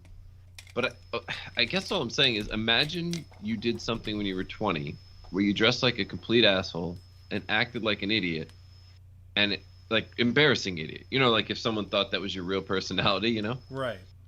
And then it cooked, right? You made some money off of it. You were able to parlay that into other movies that were more mature and even better. But then somehow down the line, you felt compelled or maybe even forced to do it again. And now you're 50 plus years old, wearing your Snoochie Boochies hat. I don't know. Who's your pants forcing down him to do it? You know what I mean? Like, who's forcing him to continue to his make wife for money? Movies? They all know. They're like, look, you did your Tusk thing. You did your yoga posers or whatever it was. You did all this, little stupid shit that made no money. All your fanboy tards are going to come out for Clerks again. Put Rosario in it so there's some eye candy. And then, we'll have enough for our daughter to go to school. So what you're saying is nobody should. So here's what I'm hearing, Jerry. Yeah. We are all going to, and if you're with us in the chat, let us know. We are all going to boycott the new Clerks 3 movie. Is that what I'm hearing? And we're just going to pirate it. We're going to pirate it somehow, and then. Dude, the funny thing is, I think if you and I didn't even bring it up, nobody would know. You didn't even know. You've got your thumb on the pulse, right? Like you've got a pretty good idea of what's going on in the world. I've seen practically every one of his movies. No, I have seen all of them. Even for like that yoga thing or whatever it was, that was like 2 seconds, and I was like, all right, I can't do this. With Hitler poop or whatever. Like it was poop. It was awful. I was like, Johnny Depp's in it. How bad? Like, he doesn't get himself to. Yeah, no. God, it's because it's because his daughter and Kevin Smith's daughter are tight. Well, but I'm like, no, that's true. But you would think that someone would write a decent story because they're like, even if it's in all this makeup, right? people are gonna. The whole selling point on this movie is gonna be, no, you get to see Johnny Depp like you've never seen him before. You know, like some kind in of a poop movie, in a movie about poop. Yeah, in a poop. And now we know that like he has experienced poop in his regular life, right? You know, with Amber. Yeah, he's heard poop. Yeah, he's herded poop. So he's not only been in a movie about poop, but his real life experiences. There is some like this is. It's been pretty shitty. So Yoga Hoosiers is based on a true story then for Johnny Depp. We had no idea what he was going through at the time. Maybe that's we want to pick on Yoga Hoosiers, but like now we know that Johnny Depp was actually crying for help at the time. Yeah, this was his way out. He was like, "Look, I know it seems like I'm pushing my." I know I'm pushing myself on a smaller actor here. It may seem that way. So my daughter can get a role, you know, even though neither of our daughters have any skill whatsoever, which is why they're not in any movies not directed by you. But listen, I'm going through some shit right now. Literally. And my band apparently can't go out on tour, so I can't write all these songs about her or something, maybe. You know, did you know that Johnny Depp was in a band with Alice Cooper and Joe Perry from Aerosmith? I did not know that. No, I don't know a whole lot about band. You got to remember, I'm not musically inclined. Dude, so this is how much on the pulse I used to be, and I still had no idea Clerks was coming out. Did you know Keanu Reeves was in a band called Dog Star? Yes. Yeah. Well, I didn't know the name, but I knew he had a band. It's called Dog Star. I knew that much. Oh, wow. All right. Chocolate-covered Dog Star? Chocolate-covered Dog Star and the chocolate-flavored... And the hot dog flavored hot dog flavored water. Just a lazy name. Chocolate flavored dog star and the hot dog flavored dog star. All right, that's a terrible name. Why would Keanu Reeves come up with that? We're putting a lot on a man who has done nothing but good in his entire acting career. So here's the thing. I want to say this. I got to tell you a real quick story about, because we got to get to the Hunter Biden stuff, and I know we got the whoopies still. So here's my advice to those of you out there who make Facebook and Instagram reels. And I think I've found that Are these the shorts? What is that? Those very, very short things that you like sit there and you swipe through or whatever you're watching. And it's like somebody doing do-it-yourself construction, or maybe like, you know, because I got like my algorithm is kind of sorted to a point where like it's all shit that I'm interested in. So it's like comedians who are doing like a short bit. So I get a lot of Bill Burr stuff. And I get a lot of like the guy with the stutter, right? I don't know his name. And then like this Indian guy or whatever who had long hair, but then he cut it off and now he looks like a nerd. So those three guys, I get a lot of their stuff. And then I got a lot of like do-it-yourself construction stuff, like how to, you know, drywall a house or whatever, you know, how to patch drywall or whatever, you know, shit like that. How to do some basic plumbing stuff, just so I can be like, you know, if my wife asks me, hey, can you fix the pipes or whatever, I'd be like, yeah. My wife asked me to fix the pipes or whatever. I can be like, yeah, no problem, because you know that's our job as men, right, and husbands. Of course, obviously. So I know that stuff, and then like animal stuff, you know, it'd be like caring for animals and shit. Like somebody saved this fucking bird from from the clutches of, you know, a dog that was chasing it, or whatever, you know, whatever, or a sea turtle. Oh yeah, when they save like a dog from an alligator and they like punch him in the face. Right. That sort of stuff. You know, amazing. That heartwarming dodo stuff or whatever, but from that program and like from Animal Planet and shit like that. So those are like that's my thing. But every once in a while, some stuff will sneak in, and it'll be like obviously staged or whatever. And then there's the stuff that says, "Wait for the end" or "Just wait for it" or whatever. Here's my thing, and here's my advice to every single, and I speak for everybody, every white, like the majority of America, right? Able-bodied, you know, middle-aged white men or whatever. I've found that I represent that demographic. So if you're out there making reels and you're wondering why it's not successful or not, it's because of this. You have 3 seconds, tops, to win me over, or I'm going to swipe. If I watch a video to completion and I think either A, it's an informative video, or B, it was funny, or something in it was something that I enjoyed, I'll like it. I'll happily interact with your video. But if you tell me to wait for something and I have to wait more than 3 seconds, I swipe and I don't interact with your video. And that's it. So you have 3 seconds. If you have to write "just wait for it," your video is not properly formatted for the audience that you're you have to right? You should be so engaging you don't have to say wait for it. Right. You should. That's how it should be. Your video should instantly, boom, like right off the bat, I should be like, whoa, what's going on here? I want to know more. I got to see more. But if it's like, just wait for it, and it shows your husband walking from one room to the next, like, what's going on? I don't know what's going on. Like, I'm either going to call it bullshit or I'm going to get bored within 3 seconds. That's my limit. It's 3 seconds, sometimes less, if like I see that it's fake, some bullshit or whatever. And there are some content makers out there who are like notorious for making bullshit, fake stuff. So like, I'll skip. You heard it here first, everybody, from Tom 3 Seconds Miller. Right, that's 3 seconds, and that's not just my nickname for that reason, right? It's my nickname for a number of other reasons, right? How fast I can knock somebody out is the other reason. It's actually how fast he can make popcorn. Did you know that? So it's those things. It's because I can. That's make actually what it in is. 3 seconds, or 60-second rice. I can make it in 3 seconds, or I can knock. Like I said, I can knock a guy out in 3 seconds. No other reasons other than that. None. Also, it only takes me 3 seconds to ejaculate during sexual intercourse. I don't want to I don't want to forget that, right? I want to make sure that that's included. But then also the other thing that I wanted to talk about was one of my ketamine dreams, right? I talk about how sometimes I have these funny things that pop into my head on ketamine, and we actually upped the dose to like 75 milligrams, or I don't know, 75. It's normally like 75 ketamines. Yeah, 75 ketamines. Normally it's 50, and this is what I've heard is like 50 is the good number. That's the safe number. And even at 50, I was having some funky like experiences. But they bumped it up to 65, and then they bumped it up to 75 because now we're moving from 2 weeks to 3 weeks out, right? So they had to bump it up a little bit more, which means during the experience it's a little bit more intense, but it spreads it out over the course of 3 weeks instead of 2. Now, this week, I had a really interesting vision that came to me, and I feel like it needs to be brought up. Oh, okay. Now, we've all seen Back to the Future, right? The trilogy. Yes, sure. And we understand that in the Star Wars universe... the most dynamic trilogy of our time, right, other than many other ones. Now, check this out. The original Star Wars trilogy, the prequel trilogy, the sequel trilogy, right? Star Wars has expanded its universe, right, by doing so and kind of telling a more broad story. Now, Back to the Future, the trilogy. Back to the Future, the prequel trilogy. What do you think? So wait. Wait. So you're saying then you would go... Okay.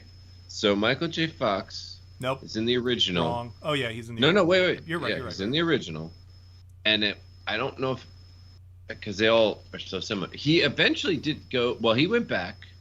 So then you would be... So the prequel would be the story of his mom and dad?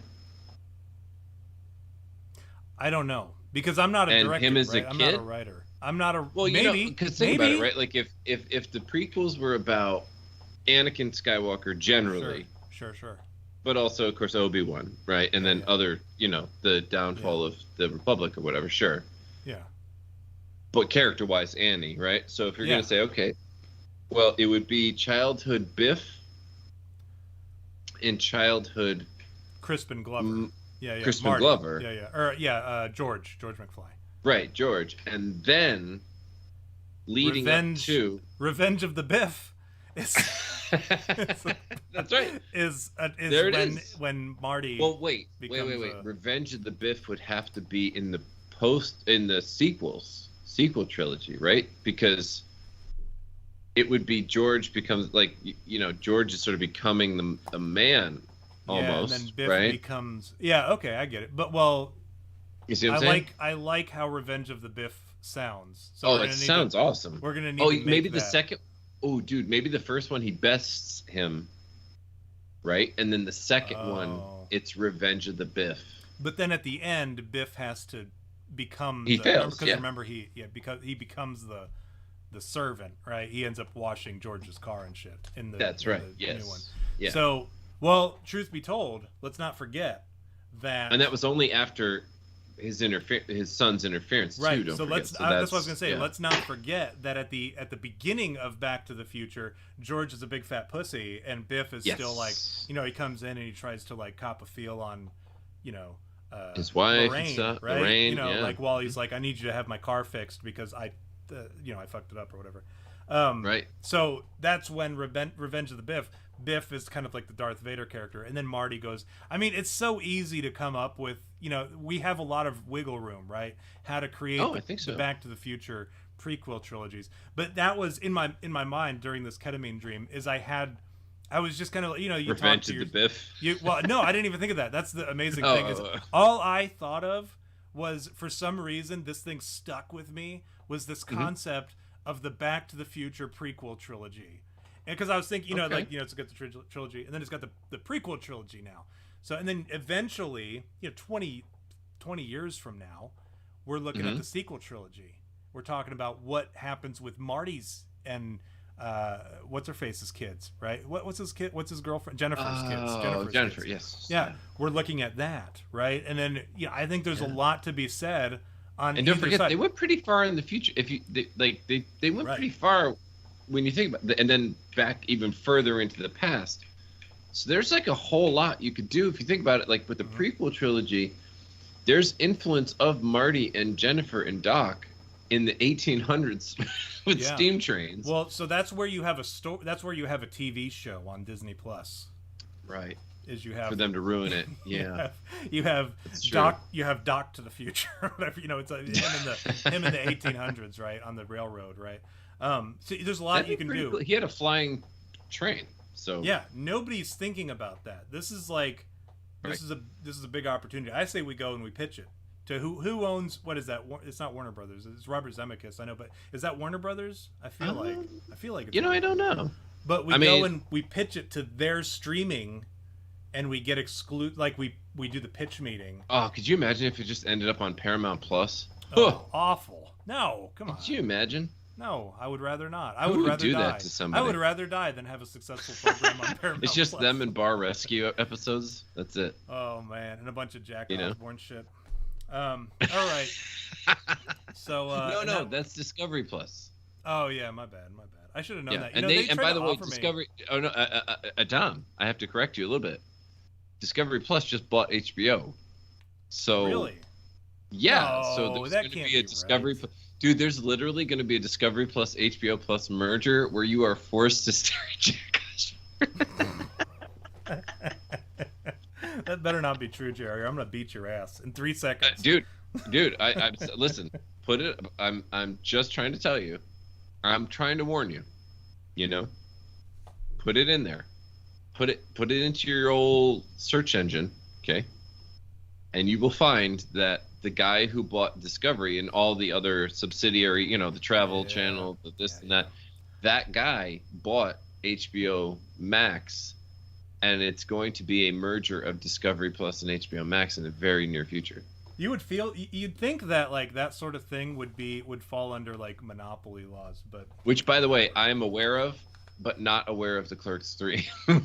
Yeah, how do you know? Like, way more about like the background, behind the scenes, economic. That's more interesting to me. Stuff. The movies and television shows are terrible, but the way that they backstab each other and stuff. That's the funny thing about mine and V's relationship is he's like always talking about movies to the point where even I'm like, come on, man. Like, enough. Yeah, just but he knows so much about that shit that like he'll be like, hey, check out this trailer for Bullet Train. Like months ago he sent me the trailer for Bullet Train, and now I can't turn on the TV without seeing a commercial for Bullet Train. It's a show with Brad Pitt or whatever. It's like it takes place on a fucking train, one, right? Yeah, got it. Yeah. Anyways, all right, let's do this welcome, and then we'll go ahead and do the whoopsies. And unfortunately, it sounds like we're not going to be able to talk much about getting shut off the air or whatever today. Since last week, goodness, I forgot. it's 10:26. Yeah, we burned right through. We had so much fun today that we forgot. At one point, we were up to 13 viewers. Believe it or not. I don't know if you can. No, I can, but I have to say, and I don't want to lecture the people who are here. So please, the people who are here, take no offense. But I have 11 people watching, but only 8 likes. Oh. It's not that hard. Just click the like button. And secondly, we lost 2 subscribers. So immediately after our 700 subscriber championship, the same show we lost one, and now we're down another. So look, if you know a friend, if you have a grandma who wouldn't know that you signed them up for anything on YouTube because they barely use their email, do something like that. Get us back to that 7. Yeah, we don't even send shit out to. So I mean, you're welcome to, and we don't really. We're not going to bother anybody. Yeah, we're not going to bother your grandma. All right, so let's talk about, for those of you who may or may not be here, Welcome to the chat, Mike, Amanda, J. Yes, Coo, thank you. Critter Me, Timbers, J Dubs, and Steph, Megabit, and Ephraim Flores. Now, here's the thing that cracks me By the up way, is, I want like, to acknowledge Steph for a little bit here Okay. because she said that her grandfather is warning her about the monkeypox. Yeah, she and can't she was catch like, monkeypox because she's not a gay man. That's right. And she said, listen, Grandpa, me and my baby are fine because we're not gay. And I love that she still went like, hell no. And she was like, yeah, and wrote it out so I could understand how, Classic you know, Steph, yeah. like the volume and the Hell accentuations. no. And I'm like, yeah. And he's like, Yeah. oh yeah, girl. Right? Mhm. I don't, yeah. And no, on a personal level, I want to give it up to Andrew Otaku for saying Jerry is everywhere. He's with us at all times. He sees you when you're sleeping, and he knows when you're awake. That's true. You can accept Jerry into your heart by faith. You can. Right? That's Jerry, well, that's actually J-Dubs, Jurassic Weeb. We call him J-Dubs. Now, here's the thing. I saw earlier when we were chatting, or when people were chatting and they were in the chat and you and I were going back and forth, there was some discussion between Critter Me Timbers and J-Coob, and there's like a little blossoming. And there's a lot of love there. Yeah, there's like this blossoming romance there. And I gotta say, what would their, how you've got Brangelina and you've got, you've got the like mashup names. What is their mashup name? Have we done this before? No, but I would say Critter Me Jakers. Critter Me Hoob. Jake Critter Me Timbers. Hoob. No, we did do this. We did do this Jake because Timbers? remember we did we were talking about how Jake Timbers was like, it sounded like a guy he was the champion basketball player, or like the MVP of the high school basketball league for the Was I Beavers. I don't You were remember. here for that. It was just a few weeks ago. Yeah, Jake Timbers, because Jake Timbers. You know what that sounds like to me now? Weeks later, I feel like Jake Timbers would be the guy who was opposite John Cusack when they had to ski down a hill, to win the girl's heart. It would be John like Cusack. an 80s or early 90s, maybe Grosse Pointe Blank era, love romantic comedy, right? Sort of, yeah. But remember when he was in the 80s and he was in all these bad movies where it was like basically carbon copies of Say Anything, sort of, right. Where he was like, oh, I'm at a vacation this summer. I'm at a vacation resort this summer, and Demi Moore is in her first acting role, and she's an artsy girl, and I'm trying to win her over by doing whatever, and John Candy is also in it or something. And then there was another one where he literally had to ski and win the match to win it's something about the whole ski resort was going to get taken over by these rich assholes, but also the girl somehow. So the rich asshole was Jake Timbers. Right. Yes. So exactly. That's why instinctively I thought like MVP state game basketball player in high school. You know what I mean? Okay. Like Jake Timbers. That sounds like a rich kid who he got everything. Hey, we're going to my dad's cabin after the game. And get drunk, no, Tom, I even have a better one. All these other teenage girls, right? Even though we're all like, they're all like in their late 20s, right? Yeah. Jake Timbers is the rich kid, right? And he's in college, and he ends up hooking up with a girl at a party, and they're both incredibly drunk, but because she was cheating on her boyfriend. And both of them were so drunk they couldn't remember anything. And she was injured from falling. She said that he forced himself on her. And because his name was Jake Timbers and he made a lot of money, everybody in the world, right? Everybody believed it. And he went to jail. And the truth is, when she came out on Rolling Stone and you really analyze what she said in the court documents, essentially he didn't do anything wrong, or there was no proof that he did anything wrong. And that they were just both two drunk kids, and she cheated on her boyfriend and got fucked up and fell on the ground.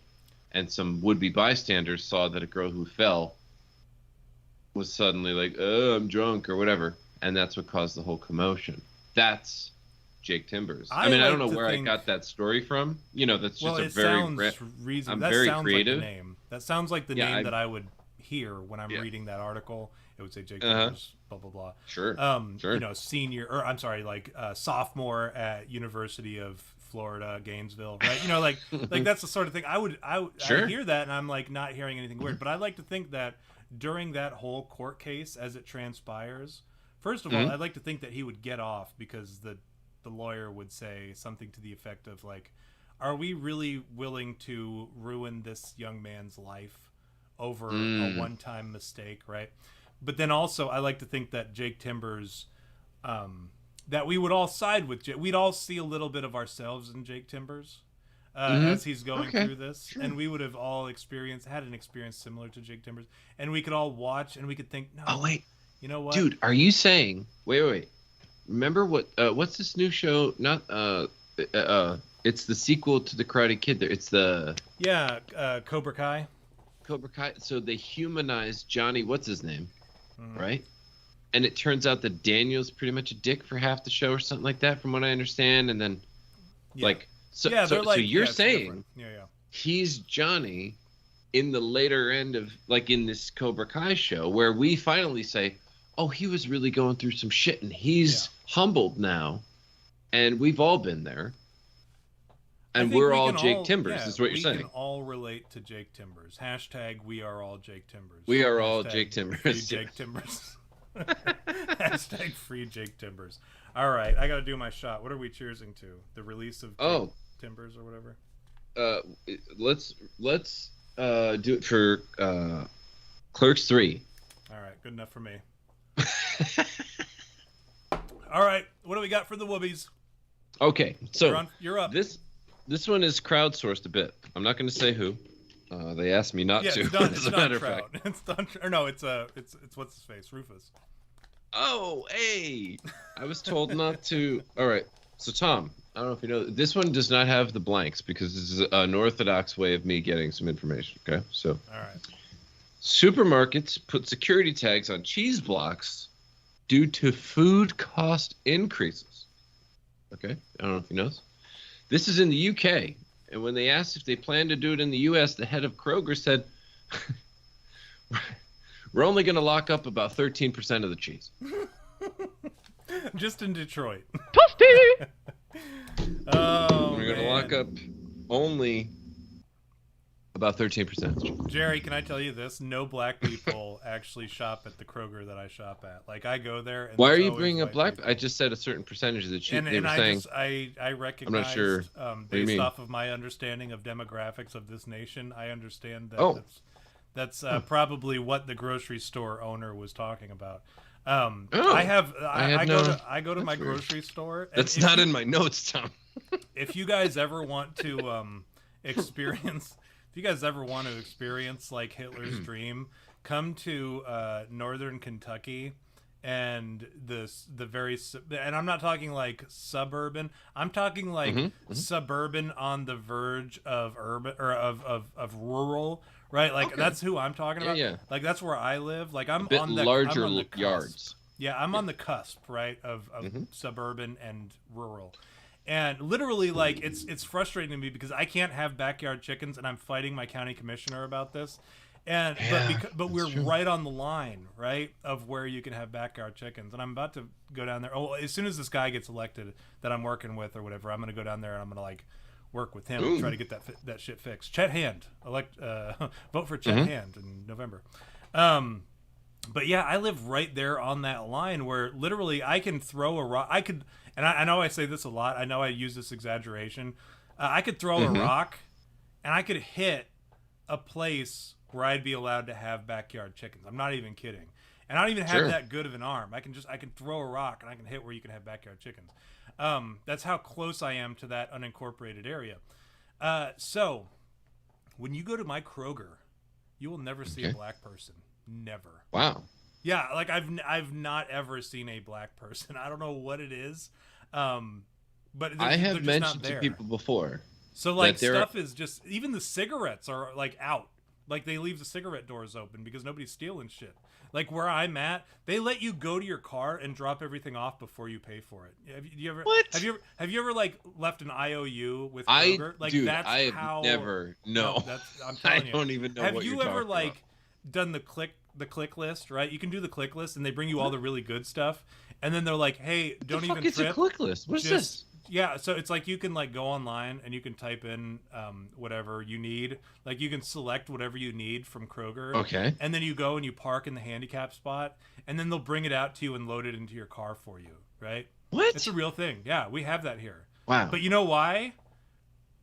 Because it's like 0.013% of our population is black. You know what I'm saying?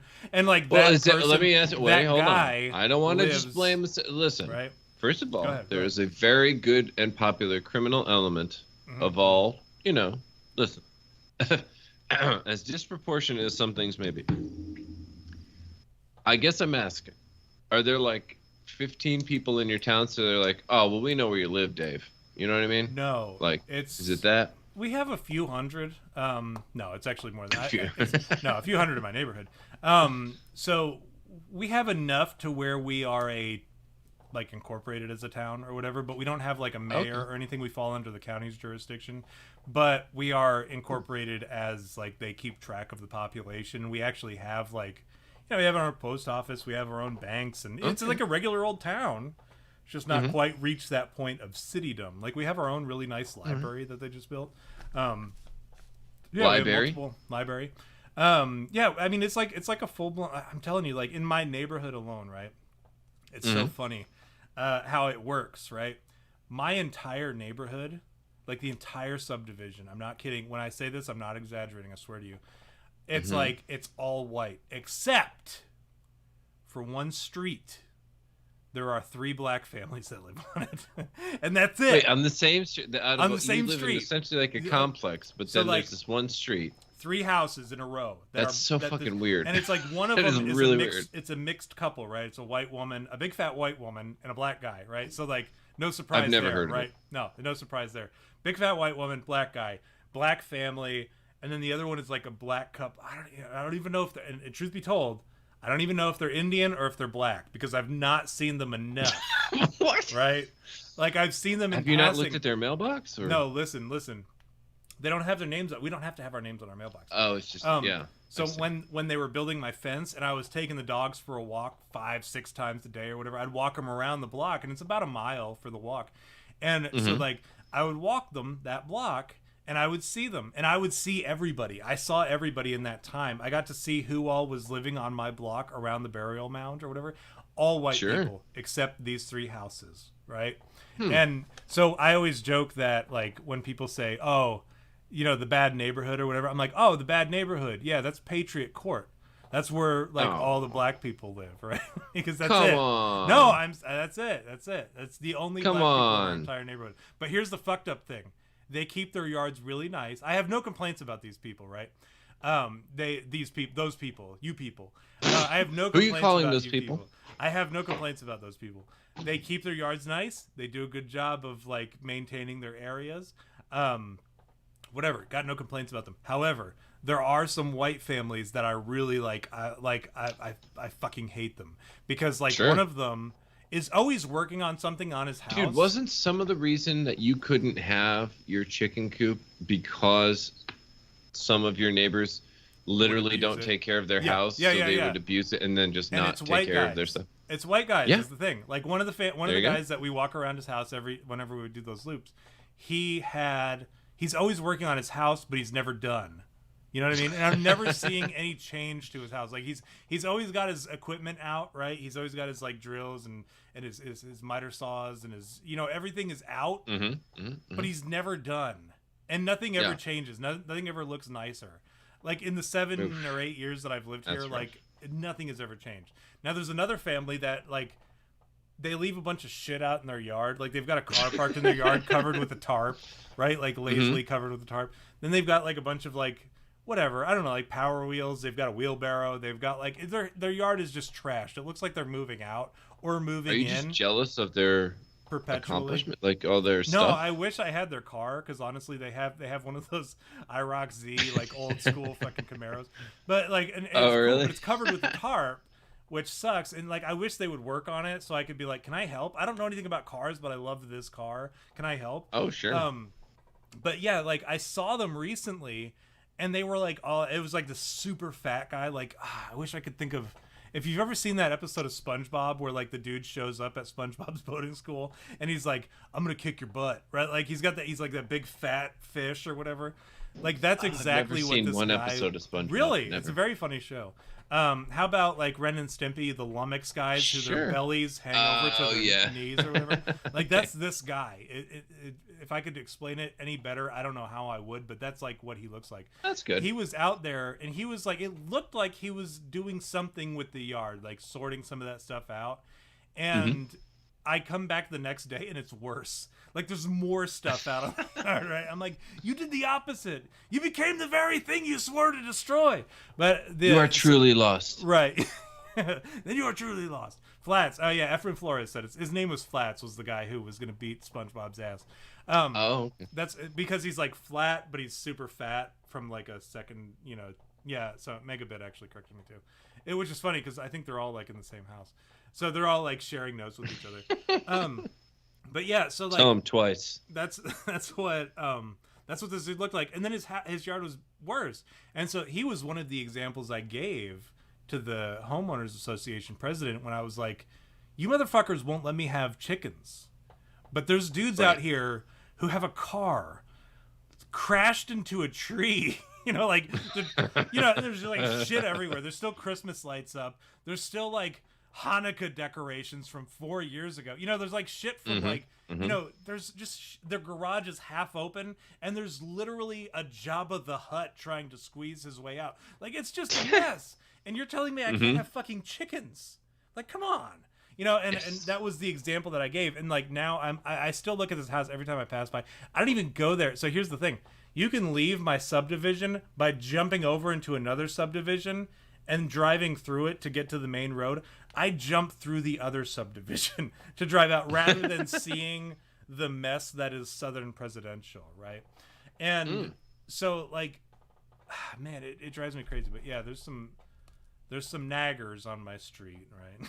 No, the bad neighborhood is actually like South Presidential. Even though there's no black people down there, all the black people live up by me. Yeah, you were right. It's the point I'm trying to make is black people don't shop at my Kroger, and that's why the cheese remains unlocked, Jerry.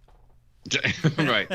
By this horribly written article. I don't. Okay. Look. Stephicus even said Megabit and Efren beat me to it, and she's in the same house.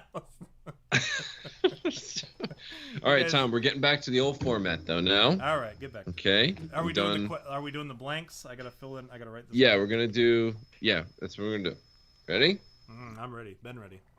All right. Pennsylvania woman sentenced after blank dies from blank at blank. Do you need that one more time? Yeah. Pennsylvania woman sentenced after blank dies from blank at blank. So after give me noun noun dies from an action, a verb, right, at a location. Yeah. Noun. Okay, Right. Pennsylvania woman sentenced. I'm gonna put it on my face. I like to put it on my face so that like there's some shows that are like disingenuous, right? They try to hide shit, but we're like we're here for the people. No, we're right? straight up. Listen, we're about the truth. We're about honesty. This is not. So I like to put it on my face so that you can see me thinking, right? I can do my Right. my over the top thinking face. PA woman sentence. I actually grew up in Pennsylvania, if you can believe that. Part of my life, part of my childhood was in Pennsylvania. Woman sentenced after blank dies from blank at blank. So after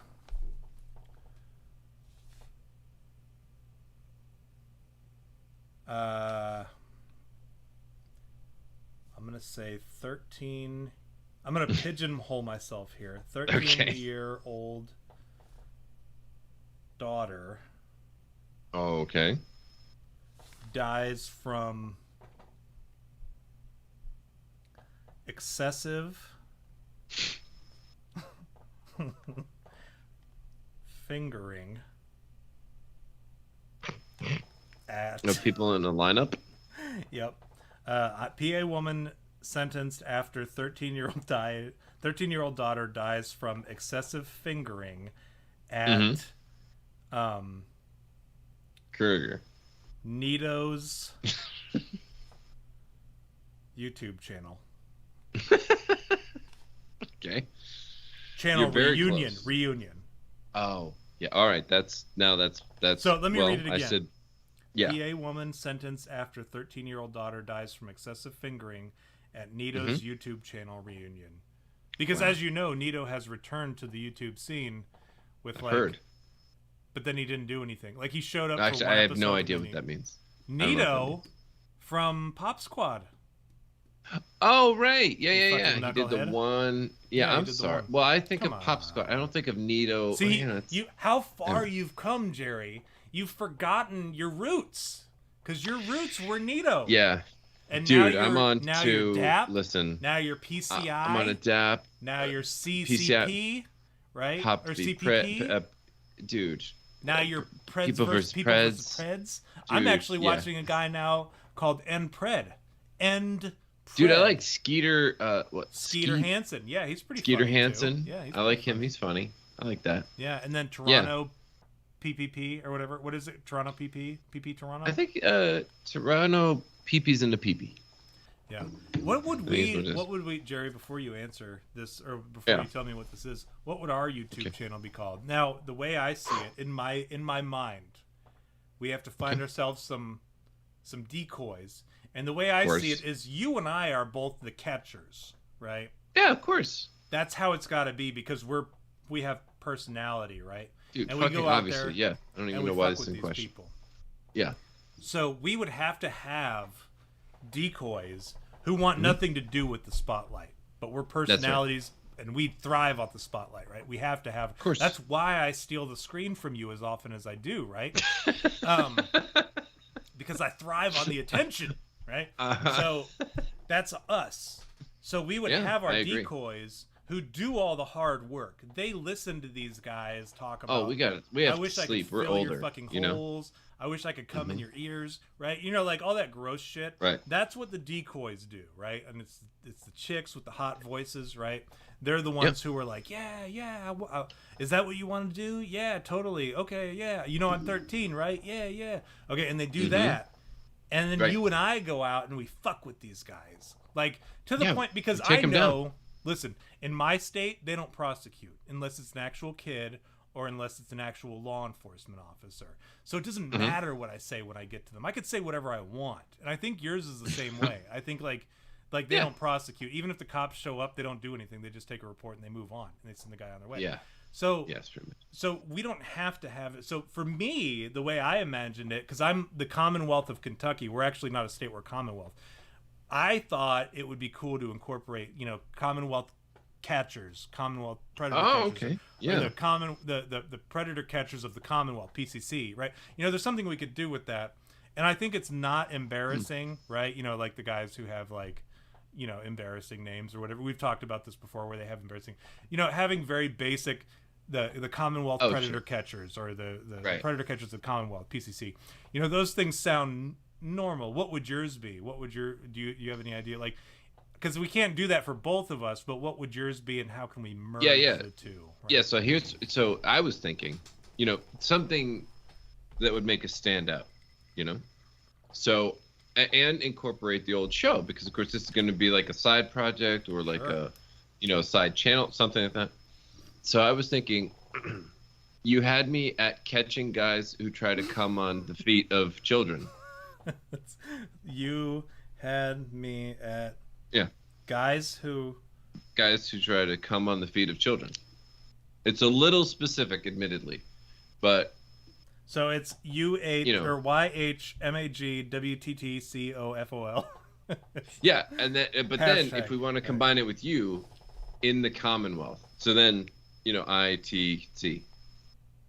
Well, naturally, the first part would be all just the acronym, right? The second part you could say in the Commonwealth, right? Right. So that's what I would do. Yeah, and I think that works. I think that works. You had me at guys who try to come on the feet of children in the Commonwealth. In the Commonwealth, yeah. Yeah, okay. That's the new show. In the KOC, maybe, if you wanted. Or the COK, excuse me. Listen, here's the thing. And I do have to make this announcement, Jerry, before you make it. Oh. Because I told some people who were watching that I had an announcement to make, and they may have already signed off already. Oh, no. Probably without liking We've got 10 episode. watching, though. That's 14 more likes, than we normally by the way. do. Yeah, that's normally... Wow, 14 likes is pretty impressive. Jerry, see, that's what you got to do sometimes. You just got to ask for it. And then they'll give just you say, look, guys. hey, yeah. Share it with My your birthday's friends. coming Hey, up. Give me a little pat in the back. Come on. I haven't been late in weeks. Do me a favor. Like this episode, right? Yeah, exactly. So here's my good news, and I'll say this because I told some people that I had some good news. Because I was gonna say, hey, we should totally do that. We should totally do this side project you had me at, guys who try to come on the feet of children in the Commonwealth.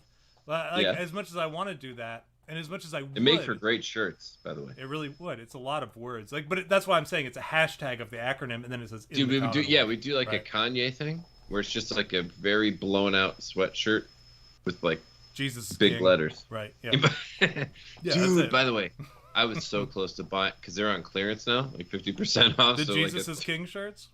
Yeah, dude, sweatshirt, right? Like it's a $300 sweatshirt down to $150, and I was like, if I only had $150. Yeah, if I had $150 that I could just throw away or whatever, I would absolutely.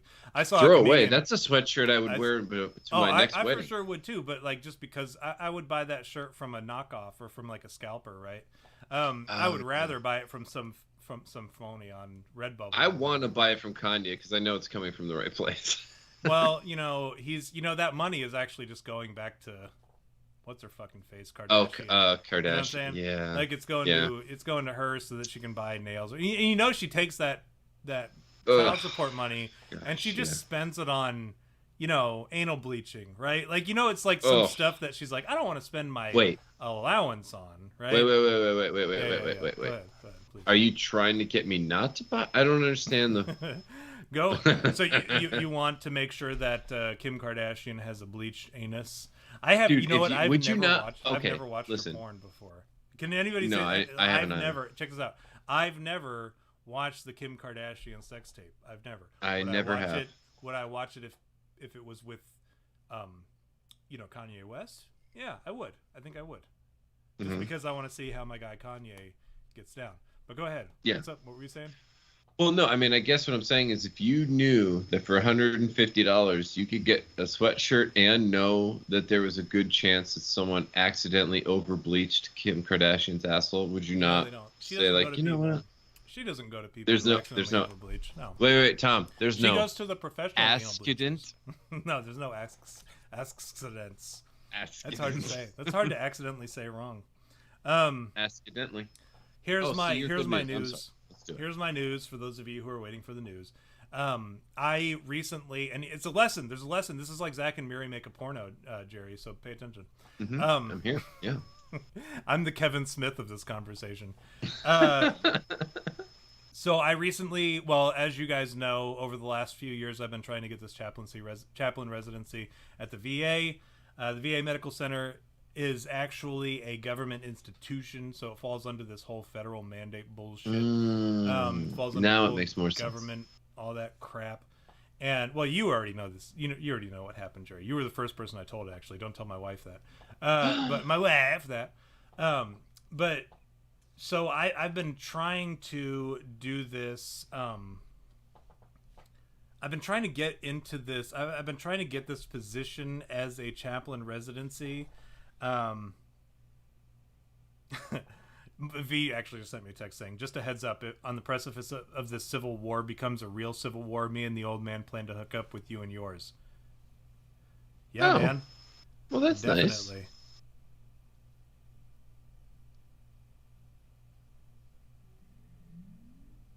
I'm gosh dang it. I do that. I'm purposely fucking with you guys and extending it further than it needs to be. So as you know, the VA is a government institution and falls under government mandates and government guidelines and all that bullshit. And with the vaccine and all that bull crap. So I was recently invited to, I submitted all my documents months ago because the due date for the documents is actually like July 15th. but I submitted it like back in February or January. Because I want this position in the chaplain residency program, and I'm tight with the chaplain supervisor. And he said to go ahead and send it all in early so that in case there's any hiccups or whatever, we can get this squared away. He invited me to do the interview with him. I went in to do the interview with him. He extended to me the invitation to participate in the residency program. He did that too, but he invited me into the residency program. And I said, okay, yeah, that's tight. He said, go ahead and head over to the chief's office. The chief has to talk to you because he has to do his interview. And if everything lines up with him and me when we talk later, I'll send you the invite to the program. I said, okay, go over to the chief's office. And for those who don't know, the chief is actually a native. So he's not being... He goes, hey, Tom Miller, hey, ho, yeah. And when I sat down, because as is their custom, right? So I sat down and he said, listen, because we had talked about this prior to the meeting that I had with the chaplain, he said, listen, I need to know because the VA requires students it's different for people who are working for the VA as current employees, people who are applying to become employees of the VA, or students of the VA. There are different rules for each category. And you applying as a student of the VA, you will need to be vaccinated in order to take on this role or to take on this position. And I said, okay, well, I mean, we'll talk about it or whatever. And so I went and did my interview, came back to him, and he said, so I need to know this. He said, I've been working this last hour that you were over there talking with the chaplain. He said, I've been talking to other people trying to figure out what we can do. He said, I need to know from you definitively, are you willing to get the vaccine? And I said, no. And he said, okay, let me work on this waiver. And he said, I'll see you later. And that was it. Like, his interview, he's like, I already know you. I said, do you need any questions answered about my packet? He's like, no, I already know you. I want you in the program. He said, I will work my butt off to get this. Because he said but because he's the chaplain supervisor, right? Of course, so obviously. He's not like me, right? He doesn't use a foul mouth. But he says, I'll work my butt off to see what I can do to get this to work. And he's a prior veteran. He's a veteran too, so, he's like, I'll do what I can. And he says, but as of this point, he's like, I can't extend to you an invite. He's like, but you'll get an invite or whatever from the chaplain services or whatever. But he's like, stand by and wait until you get whatever direction. I said, yeah, that's okay. He's retired Air Force chaplain, so he's like a lieutenant colonel or something. But so I was fuck with him. I'll go in there and I'll like stand at his desk and I'll salute. I'll say, Sergeant Miller provide, and then he always salutes. And it's just a fun little thing that we do. So he and I like are tight because we're the only veterans in the chaplain services. And so he goes, he's like, all right, I'll call you. I'll let you know what happens. So I go home and I pray about it on my way home. And that's all I can do because I'm like, I'm not going to get the vaccine. I'm not going to compromise my values. I'd have to be some kind of fucking hypocrite to go and get the vaccine to get this gig. Granted, I've been working on this gig for 2.5 years almost, 3 years almost. I said, I would be some kind of hypocrite to go and get the vaccine after all the shit that I've said, right? And so I told him no. I went home. I prayed on it while I was driving. I got home. I sat on my back porch while my wife was getting ready for work. And I put my feet up on the desk. I read my falconry book for half an hour. I read a chapter every day. I read it, put it down, put my feet up, and I took a nap because I put everything on God. I said, you know what? I'm not gonna worry about it because there's nothing I can do at this point. I can't sit here. I can't beg the Office of Inspector General. I can't I can't beg the lawyers in the ethics committee or whatever. And I didn't hear anything for about a day. I get a text the following day from the Chief of Chaplain Services who says, and let me read you exactly what he says because I think it's important that you guys know how it played out. He said, this is at, in the afternoon. He says, 12:33 in the afternoon. He says, Tom, looking forward to you joining us as a resident in the fall. So he managed to find a loophole in the vaccine policy that allowed me to participate in the program. So anybody who's out there who has heard me bitching and complaining and kicking and screaming and saying, don't get the vaccine, don't do it. If somebody tells you you have to do it, turn away and take your ass down the road. Do find some other opportunity. It's okay to say no. I did it.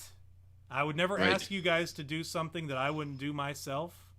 I did it, and I got the job that I had been fighting for the last 2.5, 3 years. I am going to be a chaplain resident starting in October for up to probably about a year. I'll get my 4 semester hours, and guess what? When I'm done with that, those people who finish the residency program within the VA get like extra points for the hiring process. In addition to my being a veteran, in addition to me being a disabled veteran, the people who complete the veteran or the chaplaincy residency programs in the VA have more points towards getting a job. And I, in fact, looked at how many chaplain openings there were throughout the United States, and I found that there were like 2 in every single VA. So when I'm done, I'll be able to move wherever the fuck I want.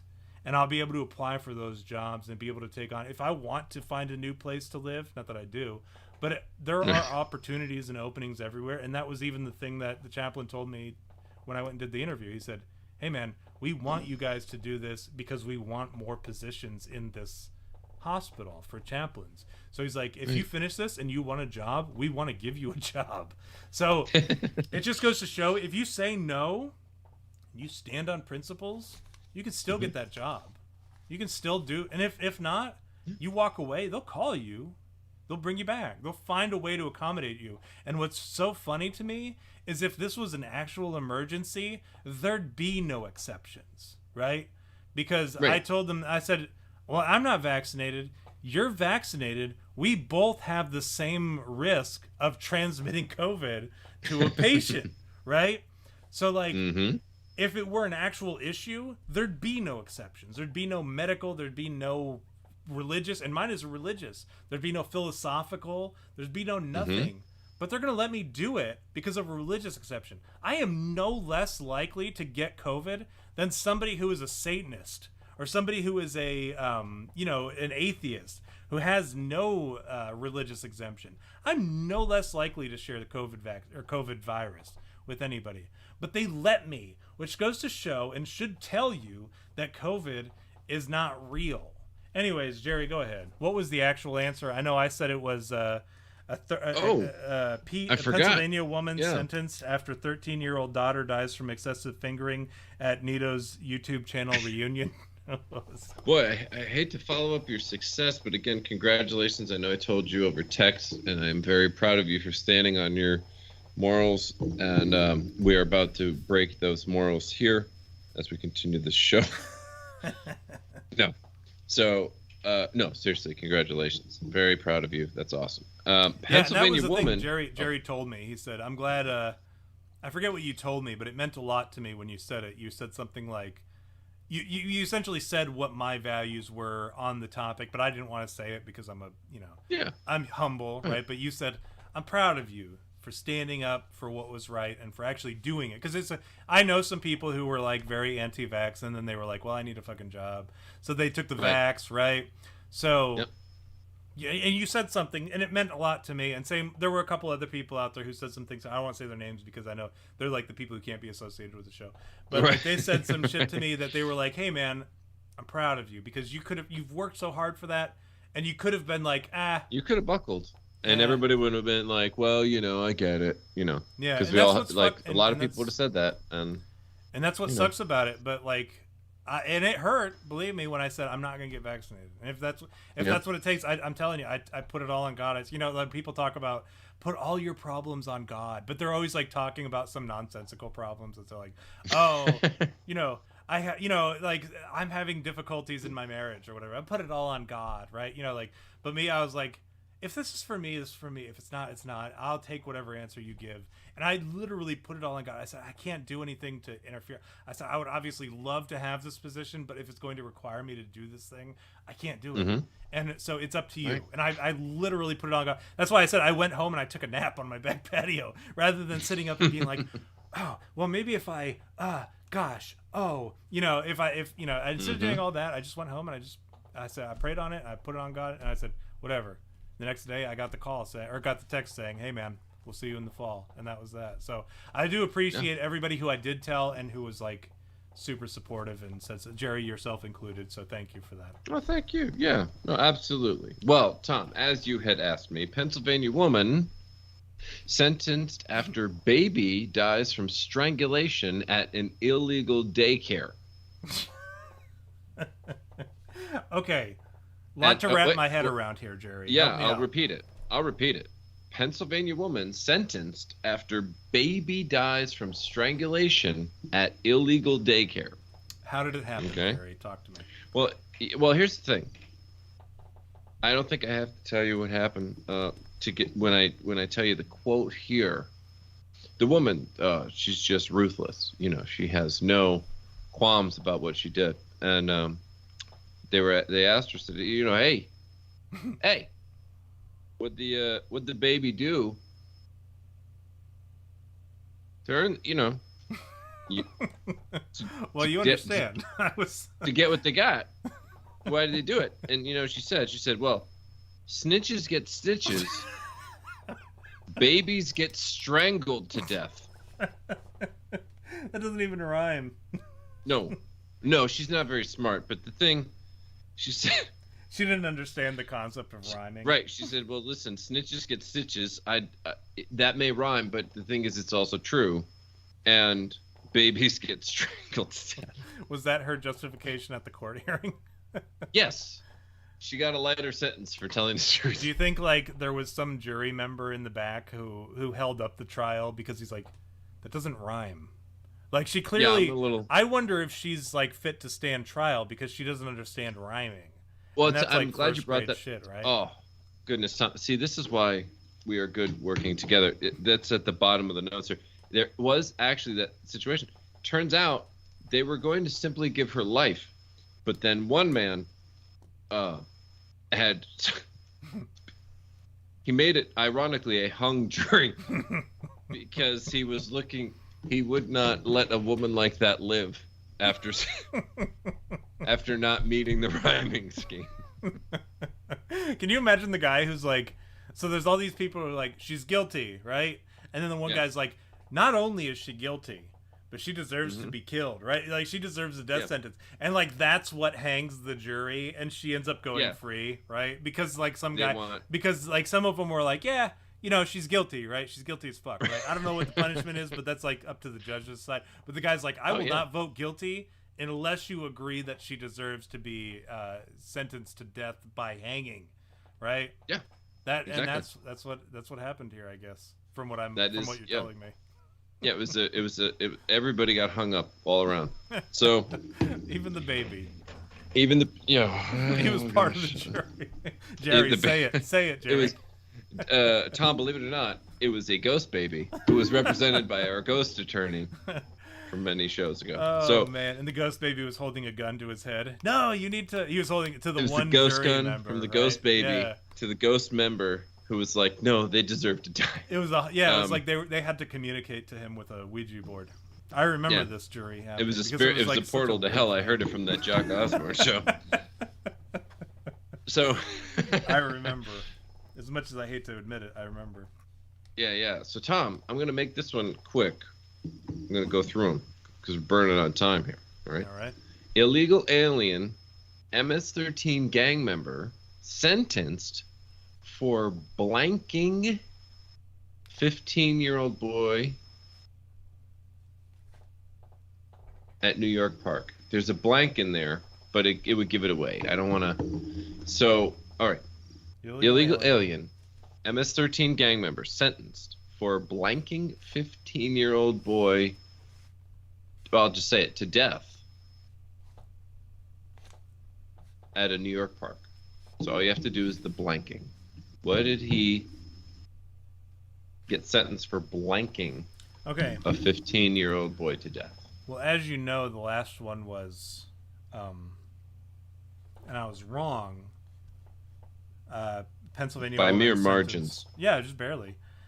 Pennsylvania woman sentenced after 13-year-old daughter dies from excessive fingering at New York's YouTube channel reunion. And I'm feeling like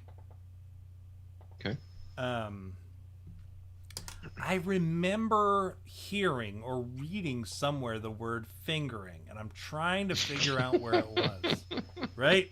So I'm wondering. Oh, so now you just apply it to this and see. It's gotta be, right? Because I'm sure I read it in the news, and I'm a very I'm always on top of the news. Like I read the news and shit. As you know, if you listen to the beginning of the show, I'm always listening to the news. Illegal alien MS-13 gang member sentenced for fingering 15-year-old boy to death at a New York park. Final answer. What is the actual answer, Jerry?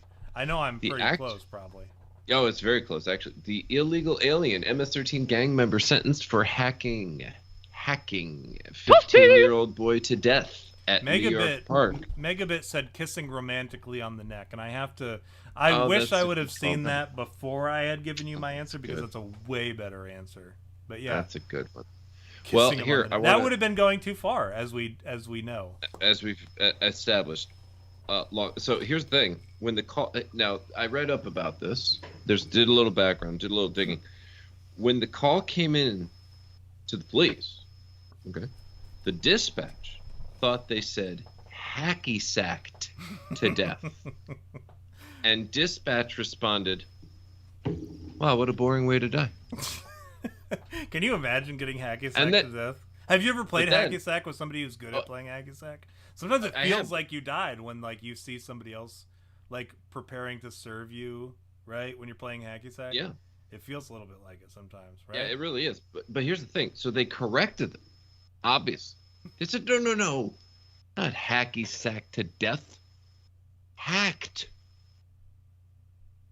And they said the dispatch said, "Oh, oops, my bad. That's much worse." Well, now the cop has to go out there and actually deal with a situation. Wow, imagine showing up to a situation where somebody worse. was hacky. Imagine somebody who shows up to the death of somebody due to a hacky sack, right? Yeah, you can deal with that, but hacked to death. There's more blood, maybe limbs removed. Hacky sack, more than death, just the feet. Maybe you're lying on the ground in a pool of your own dignity, right? I get it. No, I feel for that police officer. Did you know I actually, when I was when I worked at the fire department, when I went through the firefighters academy, they sent us to see the dispatch, what it looks like within the dispatch. Oh, wow. Yeah, I got to see what it looks like. I've not ever been a dispatcher. I don't know anybody who is. I actually do know somebody who eventually went on, but he and I stopped being friends when he went on to become a dispatcher, which is probably for the best, because I imagine I know that it's a job that comes with a great deal of depression and shit. And I don't know if I would have wanted to deal with him at that point. But what we could do, Tom? We could try to hire some of those dispatchers as our decoys. We could. They would definitely know what to say and what not to say. But it's a 12-hour. It's just like a cop job, right? And it's probably just as fucked up as being a cop. And I don't want to downplay any of my friends who are cops or whatever, but dude, that's a fucked up job. You go and you deal with some very terrible situations, right? And that's what I'm trying to do, right? As a chaplain, I'm trying to eventually go and maybe be a police chaplain or a prison chaplain, or a chaplain for people who are on having the worst day of their lives. And that's kind of what you do at the hospital. People who are generally people who have diagnosed with cancer, terminal cancer or whatever, you have to be that guy for them. So I get it. I worked at a jail, and a lot of my cop buddies were well, I would rather be a cop than a corrections officer, because everyone you deal with is a shitbag. Whereas half the people I deal with are shitbags, you get right? the victims, you get the occasional innocent people, that kind of thing. They can deal with that, but the dispatchers, every single call, you don't call 911 because just something awful. You don't call 911 because it's something that's maybe this is something I should call 911 for. Nobody calls 911 unless they feel that their world is ending. Now, that's not necessarily true, because, like I said, I worked in the fire department as a firefighter EMT for a while. Now, sometimes people will call 911 for some bullshit, they need a ride to the hospital or whatever. But the overwhelming majority of calls that you get as a dispatcher are the worst day of somebody's life, right? And somebody's oh, my kid is dead. Oh, my husband he's choking and I can't dislodge whatever he's choking on. Or, my mother is like a grayish blue color, her lips are ashy or whatever. I can't wake her up, right? This is somebody, every time they call 911, those calls where it's not an emergency, where it's hey, I need a ride to the hospital. Those are a break for the dispatchers. They're oh, fuck yeah, okay. Here's what Yeah, you I do. can yell at somebody. Let me go ahead This and is get you good. something. So, you know, they take their time on it, but like 99% of the calls that a dispatcher gets are like life-ending, worst day of your life type situations, right? And so, like, I feel for the dispatchers out there. You know, a lot of people, and I think people forget about that. You know, people think of like, you know, the dispatchers, they just answer the fucking phone. But that's not true. Like, dispatchers, they have a harder even if job. they did, it's what they answer. They're not just taking orders from fucking Taco Bell. Right. They're not Grubhub, right? No. They're people who are like, Right. and a lot of them will try to talk the person through life-saving techniques, right, to save their loved one until they can get somebody. Meanwhile, they're like on the phone with this person, and they're like typing, trying to get an officer to go there. They're trying to get a fire truck there. They're trying to get an ambulance there. They're trying to do all this stuff, and they've got this computer screens, like multiple screens. Very complicated job. I encourage anybody who's never seen the inside of a dispatch center.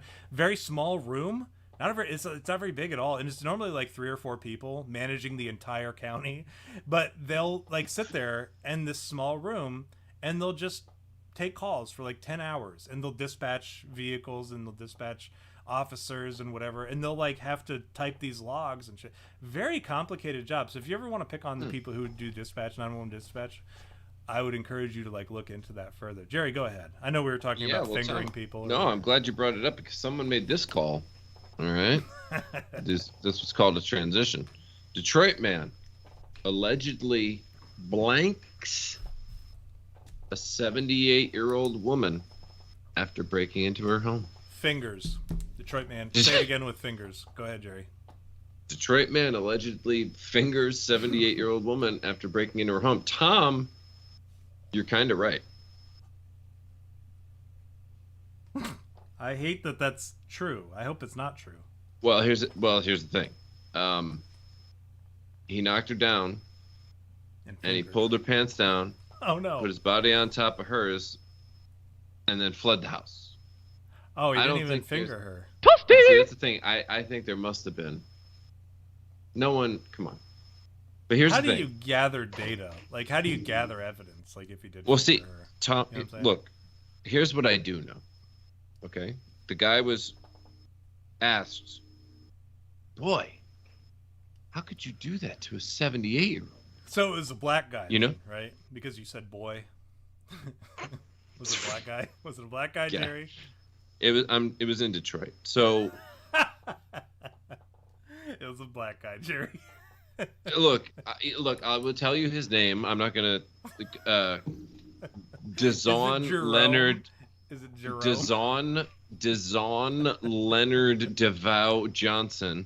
Oh, he's black. He's got Johnson as a black name. There's not. So Dazon didn't. Okay. No, right. It's the Johnson that gave him away.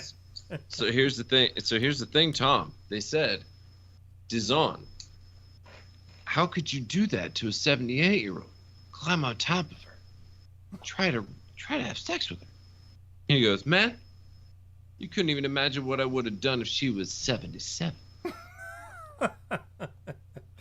Oh, you know, because that's a year younger. Well, yeah, a younger woman. 77 is the new 67. She'd be more spry. You understand? He would be able to help. He would be able to hold himself back even less. Was the insinuation? Poor guy. All right, last a little one. Ass. Yeah, and that's what a 78-year-old has. So here we go. Wild video. Woman attacks workers and destroys a restaurant over blank. And use your imagination. It's not just one word. It's a phrase. I'm not going to say the rest.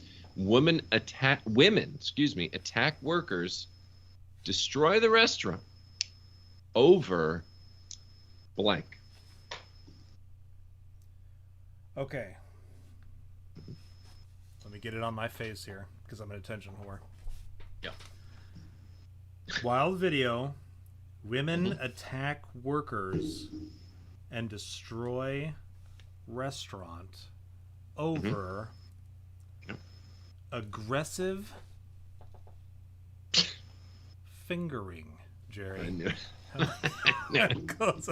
How close am I? Well, here it is. I think it's actually, you're going to like this. It's actually not that, but I think you're going to like what it is. Women attack workers, destroy restaurant over $1.75 charge for extra sauce. Toasty! Oh, Megabit got it too. It's in the chat. He said charge for Did he? extra sauce. He did, yeah. Dude! He knew. Dude, all right. Here's the thing, right? So I looked into this. I was wrong. I hate to admit it, but I was wrong on that one. Well, dude, here's the thing, right? It's crazy. So I actually tracked down this restaurant. And now, because the employees, of course, have no job, since the place needs to be renovated. Since the excessive fingering has caused them to put up a sign. That's right. Warning excessive fingering within. Yeah, well, I contacted the fry cook over there. Okay? And I said, hey, can you tell me from your perspective, how you feel about what happened that night? And he said, I don't blame them dumb hoes. Oh, so it's black too? No, hold on now. Oh, okay. I'm just reading a quote. Oh, a black guy's voice. It's not the issue. I don't blame them dumb hoes. I'm really bad at making fries. The sauce is the only thing that makes them edible. So he could have saved the restaurant just by making better fries, Jerry. And yeah, he's admitting basically accessory to a crime. He said, yeah, I mean, could you imagine these fries? They're just so terrible. They're inedible without the sauce, and then you charge for sauce. Jerry, I just received a message from Superfan. Superfan has told me. Okay. He said he was hoping I would tell the truth about my situation, about the my fingering story that I told earlier. No, my story that I told earlier about how I got that job at the VA, and how I didn't cave to the government requiring that I be vaccinated. He sent me a text and he said, "I was hoping you would be honest and tell everyone that you did get vaccinated." And so this compelled me to come forward and tell you the truth. I received all my boosters. This whole time I've been vaccinated. Could you imagine if I... No, I'm just kidding. I'm not vaccinated. Dude. I'm a pure blood. I remain pure blood. That's what I told my wife. I said, could you imagine how much of a hypocrite I would be if I came out here and I went and got the vaccine or whatever, just because of some of this job that I'm God not would like, strike you. Wouldn't you be furious at me like if test. I did that if I did that shit? I would be pretty pissed actually. I bet you would. Seriously? Yeah, no, I know. And the more I thought about it, like, it didn't even cross my mind like, okay, I'm gonna get vaccinated for this. Maybe I can. Like, why wouldn't I? It never crossed my mind that maybe that was a possibility. It was just straight up, no, I'm not gonna do it. Mm-hmm. And that's why when the chief asked me, I was like, no. Well, the way he had asked me was even like he was asking like rhetorically or whatever. Like he said, so something like, so that's why I gotta ask you if you're gonna get vaccinated. And then he stared at me for a minute, and I thought it was clear. I thought I'd made myself clear prior to that. So we're staring at each other for 10 seconds, and I think he's wondering if I'm thinking about getting vaccinated. And then all of a sudden I'm like, no, I'm not getting vaccinated. I don't know, right? No, yeah. I thought I was clear about this earlier, right? And then he was of course, oh, okay, yeah, all right, let me go ahead and work on this thing. But no, that was the thing. My wife and a lot of people were like, I get it. There are a lot of people out there who are like, well, I got to do this for my job. I got to do this in order to do this. I got kids. I've been working on this for this long. Mm-hmm. It's okay to say no. And that's my biggest thing to everybody is and I wish I could prove to you that I'm not vaccinated because I'm not. But how there's some people out there who say that they're not vaccinated but probably are. I wish I could tell you guys, man, I almost gave up a thing that I was working for 2.5 years, almost 3 years, because I wasn't going to get vaccinated, right? And Dude, I wish I could show that to you, some kind of proof that says, no, I'm not vaccinated. Other than the fact that my face, I don't have retard face or whatever, that sort of thing. But it's okay to say no, and when they ask you why, just be like, well, it's it's philosophical. And that's even what I told the chap. My body, my choice. I said it's a philosophical thing. I said I disagree with it, and he said okay. He's like, I'll put you down for a religious exemption, and that was it. I said I just don't. And even the chief was like, he's vaccinated, but he's like, I get it. He's like, I'll work on this thing for you. So if that's the one thing that I can push on you guys, you know, it's just this, like, don't give up.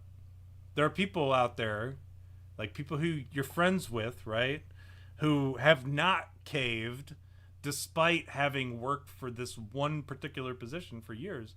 There's people out there who haven't caved, and I encourage you not to cave. Keep your pure blood, right? Hang in there, right? And as a present, as a present, since you mentioned these type of people, we've mentioned this in the chat before.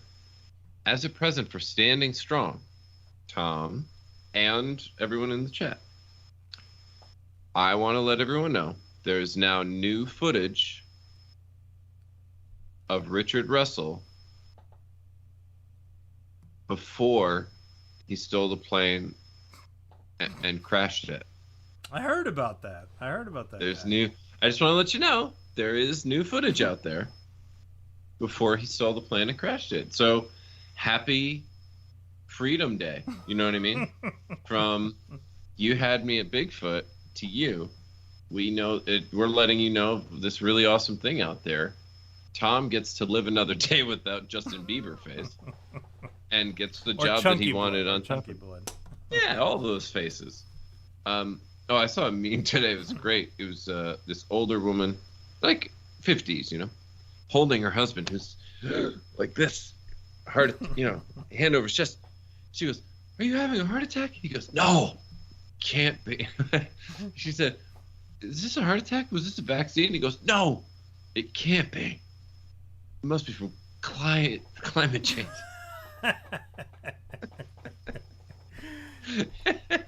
And the best part was, like, this guy looked like he was in really excruciating pain, like it was a real thing someone clipped out and made fucking obnoxious. It was great. Absolutely right. Can you imagine dying of the vaccine? Like, how embarrassing. Tell me this, Jerry. Dude, fuck that. Imagine you're dying from the vaccine and you find every reason why it can't be that. Right. Like, you're like, oh my God, I bought an electric car. What? So listen, it's an unfortunate, like, timing thing, right? Remember, I stopped taking that medication that, like, managed my blood pressure, right? I always had perfect blood pressure. It was, like, legit, no shit, no matter what I did, 120 over 80. That's it, always. And like, as soon as I stopped taking it, and my pulse was always like a very reasonable, whatever, like, number. No matter what I was doing, it was like applicable to that event, right? Like, if I was just chilling, it was like 30, right? It was like nothing, right? It was like my heart was just chilling. If I was active, somewhat, like walking around, 60. If I was exercising, 100 maybe. You know, like, it was like I could see it and I'd be like, okay, yeah, that makes sense. I'm doing something, right? Or I'm chilling, right? You know, but then as soon as I stopped taking this pill, at my doctor's recommendation, we tapered off this pill. I started having heart issues, right? Like, I would start feeling the pumping. And I was like actually substitute teaching at the time. And I had to call my doctor. I was like, "Hey man, you told me," it's a chick, right? But I say "hey man" to everybody, right? Because I'm gender inclusive. I'm like, "Hey man, like, you told me to call you if anything was wrong, right?" And like, this morning I woke up at like 2 a.m. and I checked my blood pressure and it was like, I don't know, fucking 150 over 80, right? You know, it's some crazy number, right? I was like, I felt something was wrong. I felt my pulse was wrong. It was at like 180, right? And she was like, and so I left a message with her and I'm like, I'm at school, I'm working right now. I said, call me back. I said, I'll step out. And I was teaching like the slow kids class. It was it was a slow kids class. It was like the slow learners, the slow reading class.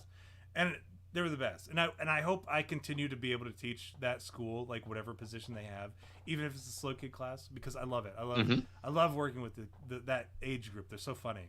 But, like, at the same time, I'm like, I can feel my heart pounding through my chest because of this pill, tapering off this pill.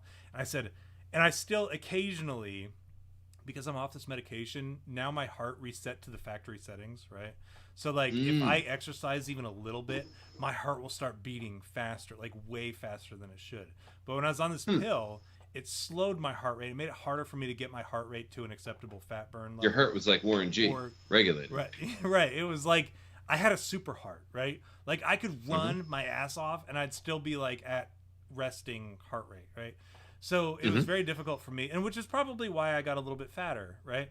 And so it's very difficult for me to get to an appropriate 75-80% for fat burn, or I'm sorry, 55 to 75% for fat burn, and then like 80-90% for cardio. It's very hard for me to get to that point, but once I got off of that medication, all of a sudden my heart had to reset to all that stuff, and now like even just doing laundry was causing my heart rate to go up too much to where like my watch thought I was working out. I'm like, I'm not working out. Right. So like that was the situation I was in. But now I'm like, I empathize, not necessarily empathize with them, but I get it. These people who have had the vaccine, all of a sudden their heart's all fucked up and they don't know why they have myo or pericarditis. They don't know why. And they're like, well, the news told me that it has nothing to do with the vaccine, but I also can't climb. I can't ascend a flight of stairs without dying. I can't go to bed. Right. You know? Like I can't take a shower without exceeding, without burning 400 calories, right? Like it's like that having to eat on the way upstairs, Yeah, it's terrible, and I get it. For them, they're like, this is mysterious. But for me, I knew it was because of the medication. And I talked to my psychiatrist, and she talked me through it. My primary care doctor, we talked through it. But then there's these people out there who got the vaccine because they were told this is what you need to do to survive the pandemic, and they got this vaccine, and now all of a sudden they can't eat a sandwich without breaking into a sweat. You know what I mean? Like, right. Like those, and they're like, well, it's and not because just because it's good. And right, it's not because and they think it's because of climate change, because they get their news from MSNBC or whatever, CNN. They're like, yeah, it blows my mind. Like these people, it's so heinous. When I hate to use that word other than like with Law and Order, right? Law and Order, SVU, right? It's fucking heinous what these people have done to like the elderly, right? And even like the middle-aged and the young people who all of a sudden can't run down the soccer field kicking a soccer ball and playing with their friends without having a heart attack. And they're saying it's because it's climate change, when climate change has nothing to do with it. Is there climate change? Oh, for sure. There's climate change always. It's been the case because the Earth is going to outlive us, right? The Earth is the Earth was here before us. The Earth will be here after us, right? And then we will come back into it. And this is all scripturally based, right? But the Earth is going to be fine. And that's why when people talk about, hey, we need to take care of the Earth by doing this and that and the other, I'm like, well, that's a selfish thing. Because no matter what we do, the Earth is going to be fine. So it doesn't matter what you change now and what you do now. The Earth... it's all fine right now. It's just being manufactured. The Earth will correct itself, right? Yeah. So we will die, for sure. But the Earth is going to be fine. In any post-apocalyptic situation, what do you see? Green leaves, right? You never see... You might not see people, but you'll see, like... What's that movie, I Am Legend, right, with Will Smith? Yeah. You see greenery takes over New York City.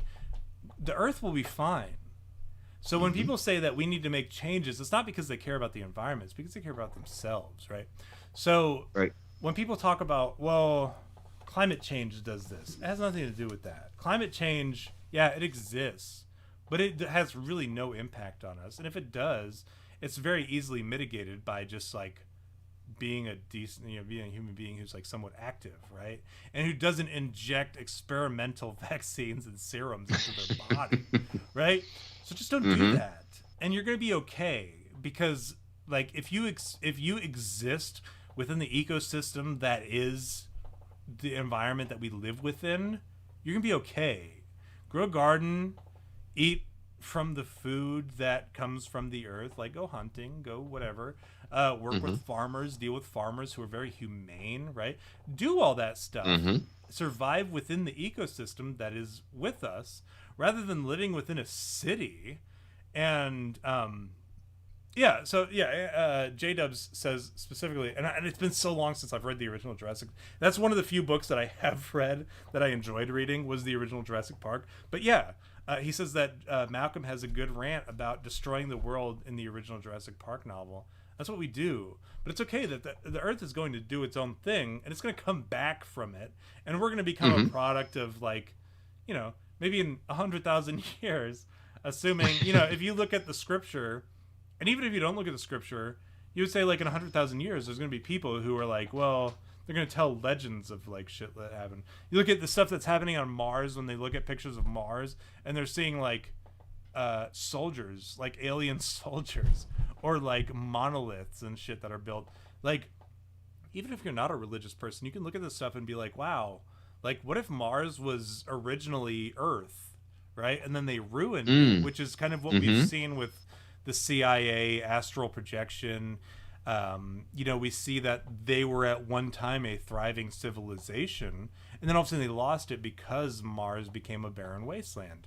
And we're seeing Earth do the same thing. Will Venus or Mercury become like subsequent? If you're not a religious person and you're looking at it from that like scientific perspective, and like what evidence we have based off of, you know, like I don't know, supernatural shit. Like if you look at it from that perspective, it's like, you know, you gotta understand like we're destined to lose. Human beings, we are destined to lose compared to the environment, compared to you cannot fight the supernatural. Like we are going to die. We are going to die off. Our ancestors, our future generations are going to die off because of the. And it's something that we did. It's something that we can do now to stop it. That course of action is already set into place. But scripturally, I would say that the best you can do is just be, you know, I don't know, practice the faith. And if you understand that and you realize, I mean, if the Bible was based on like cheering you up and trying to keep you like out of trouble or whatever, they did a really shitty job, because Revelation specifically says that we're all going to have a really terrible time. And I think as an eschatologist, now a lot of people will butt heads with me over this. A lot of people say that Revelation was a book written based on Nero and the first century church and all that. I say that Revelation is truly a prophecy that John experienced through the vision of Christ. And what we're experiencing now, if you look at Revelation and you look at it from hermeneutically, from a perspective of what we're going through right now, you'll be like, holy shit, we are going through actively the events of Revelation. And once you've read it hermeneutically from that perspective, you will never go back, because that's how I read it hermeneutically. And I'm at this point where I'm like, no, listen, we are going through the events of Revelation right now. And I encourage you to adjust your trajectory accordingly, because there's no denying. It's so funny because this was written 2,000 years ago, and it's like perfectly describing what we're going through right now. So I encourage you to read it hermeneutically from what we're going through right now, and tell me that Revelation is not talking about exactly what we're going through right now. That's my thing that I encourage everybody to do.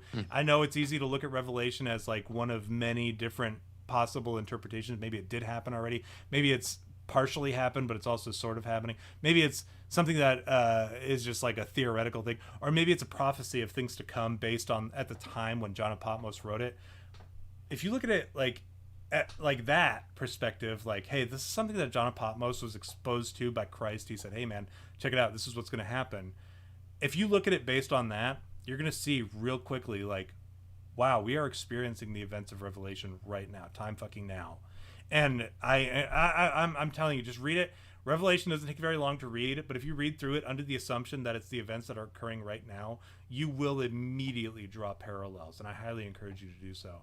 Hunter Biden isn't specifically mentioned in Revelation, nor is the United States of America, but you will see a lot of like Pedo Pete. Right, you'll never see, you won't see Pedo Pete and shit, but yeah, Jerry, I know you've got shit that you've got to do. You've got very important stuff that you have to do, so I don't want to keep you any longer than I have to. But yeah, I hope that you guys all gathered something, you gleaned something from this particular. And Mike right here, that's all the verification that I need is when Mike hops into the chat and says, "Yeah, it's happening." Because Mike is like my spiritual mentor, right? When I have questions about like, am I living life in a Christ-like way, I reach out to Mike. And Mike tells me, hey man, you need to correct yourself because this and this and this and this and this and the other. So Mike, if you ever have any questions, and I'm gonna put Mike on the spot, if you ever have any questions about how to live a godly life, more in tune with scripture, hit up Mike in Manitoba. But yeah, he is if you ever think of me as like the guy who knows, Mike is my guy who knows, so definitely hit him up. But Jerry, what do you have to say? Do you have anything that you want to add, or what do you have to show? Yeah, no real shilling. I've been barely paying attention to Telegram, getting out there and gardening and doing stuff with the fam and trying to be good and looking up the old whoopsies. So, although I did put in some more on the channel. That. I did see that. I did throw some more in on the channel. I had a minute, so I threw some in. So check out at Nano Thanks or the you had me at Bigfoot channel on Telegram. Otherwise, I would suggest getting right with yourself, getting right with the Lord, and get right up there and start cooking up some food for yourself. Get some contacts, as you said. I've been going out there. My daughter loves going to this little farm that's down the street from my house because there's cows. She loves seeing the cows and the ducks and stuff. So we go there and we get fresh milk, raw milk, by the way, and fresh eggs from both that place and a friend of my wife's who has chickens and stuff.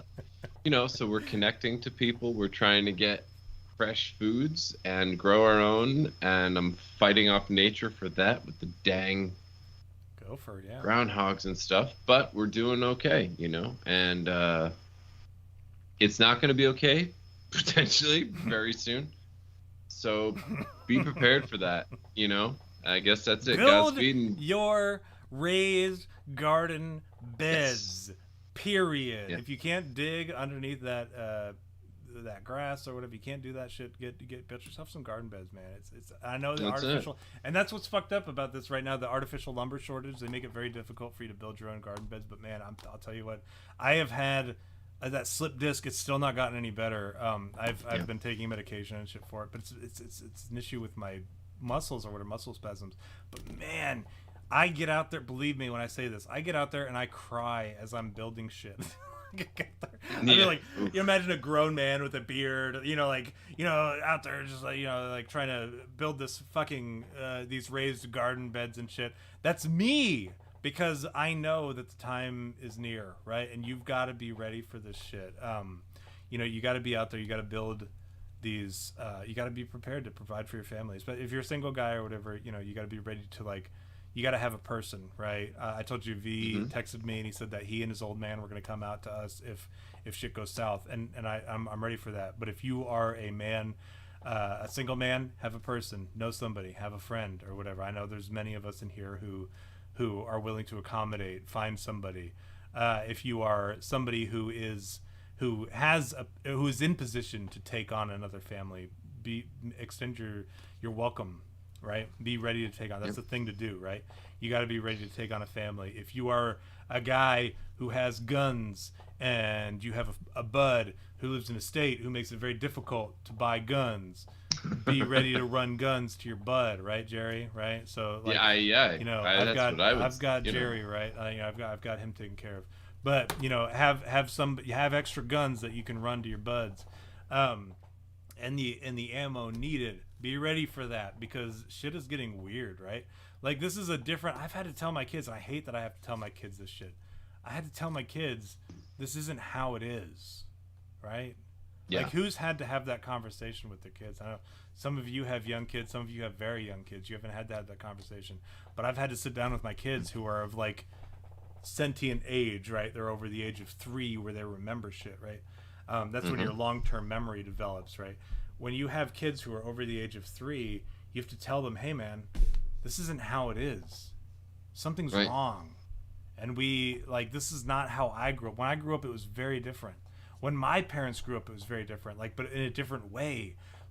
When I grew up, it was different. We would ride around on our bikes and we didn't have to worry about getting kidnapped, right? We'd go ride around and we didn't have to worry. We knew that dinner was going to be on the table, right? And our parents didn't worry about it, because they had jobs, right? And they knew that they could afford to put dinner on the table.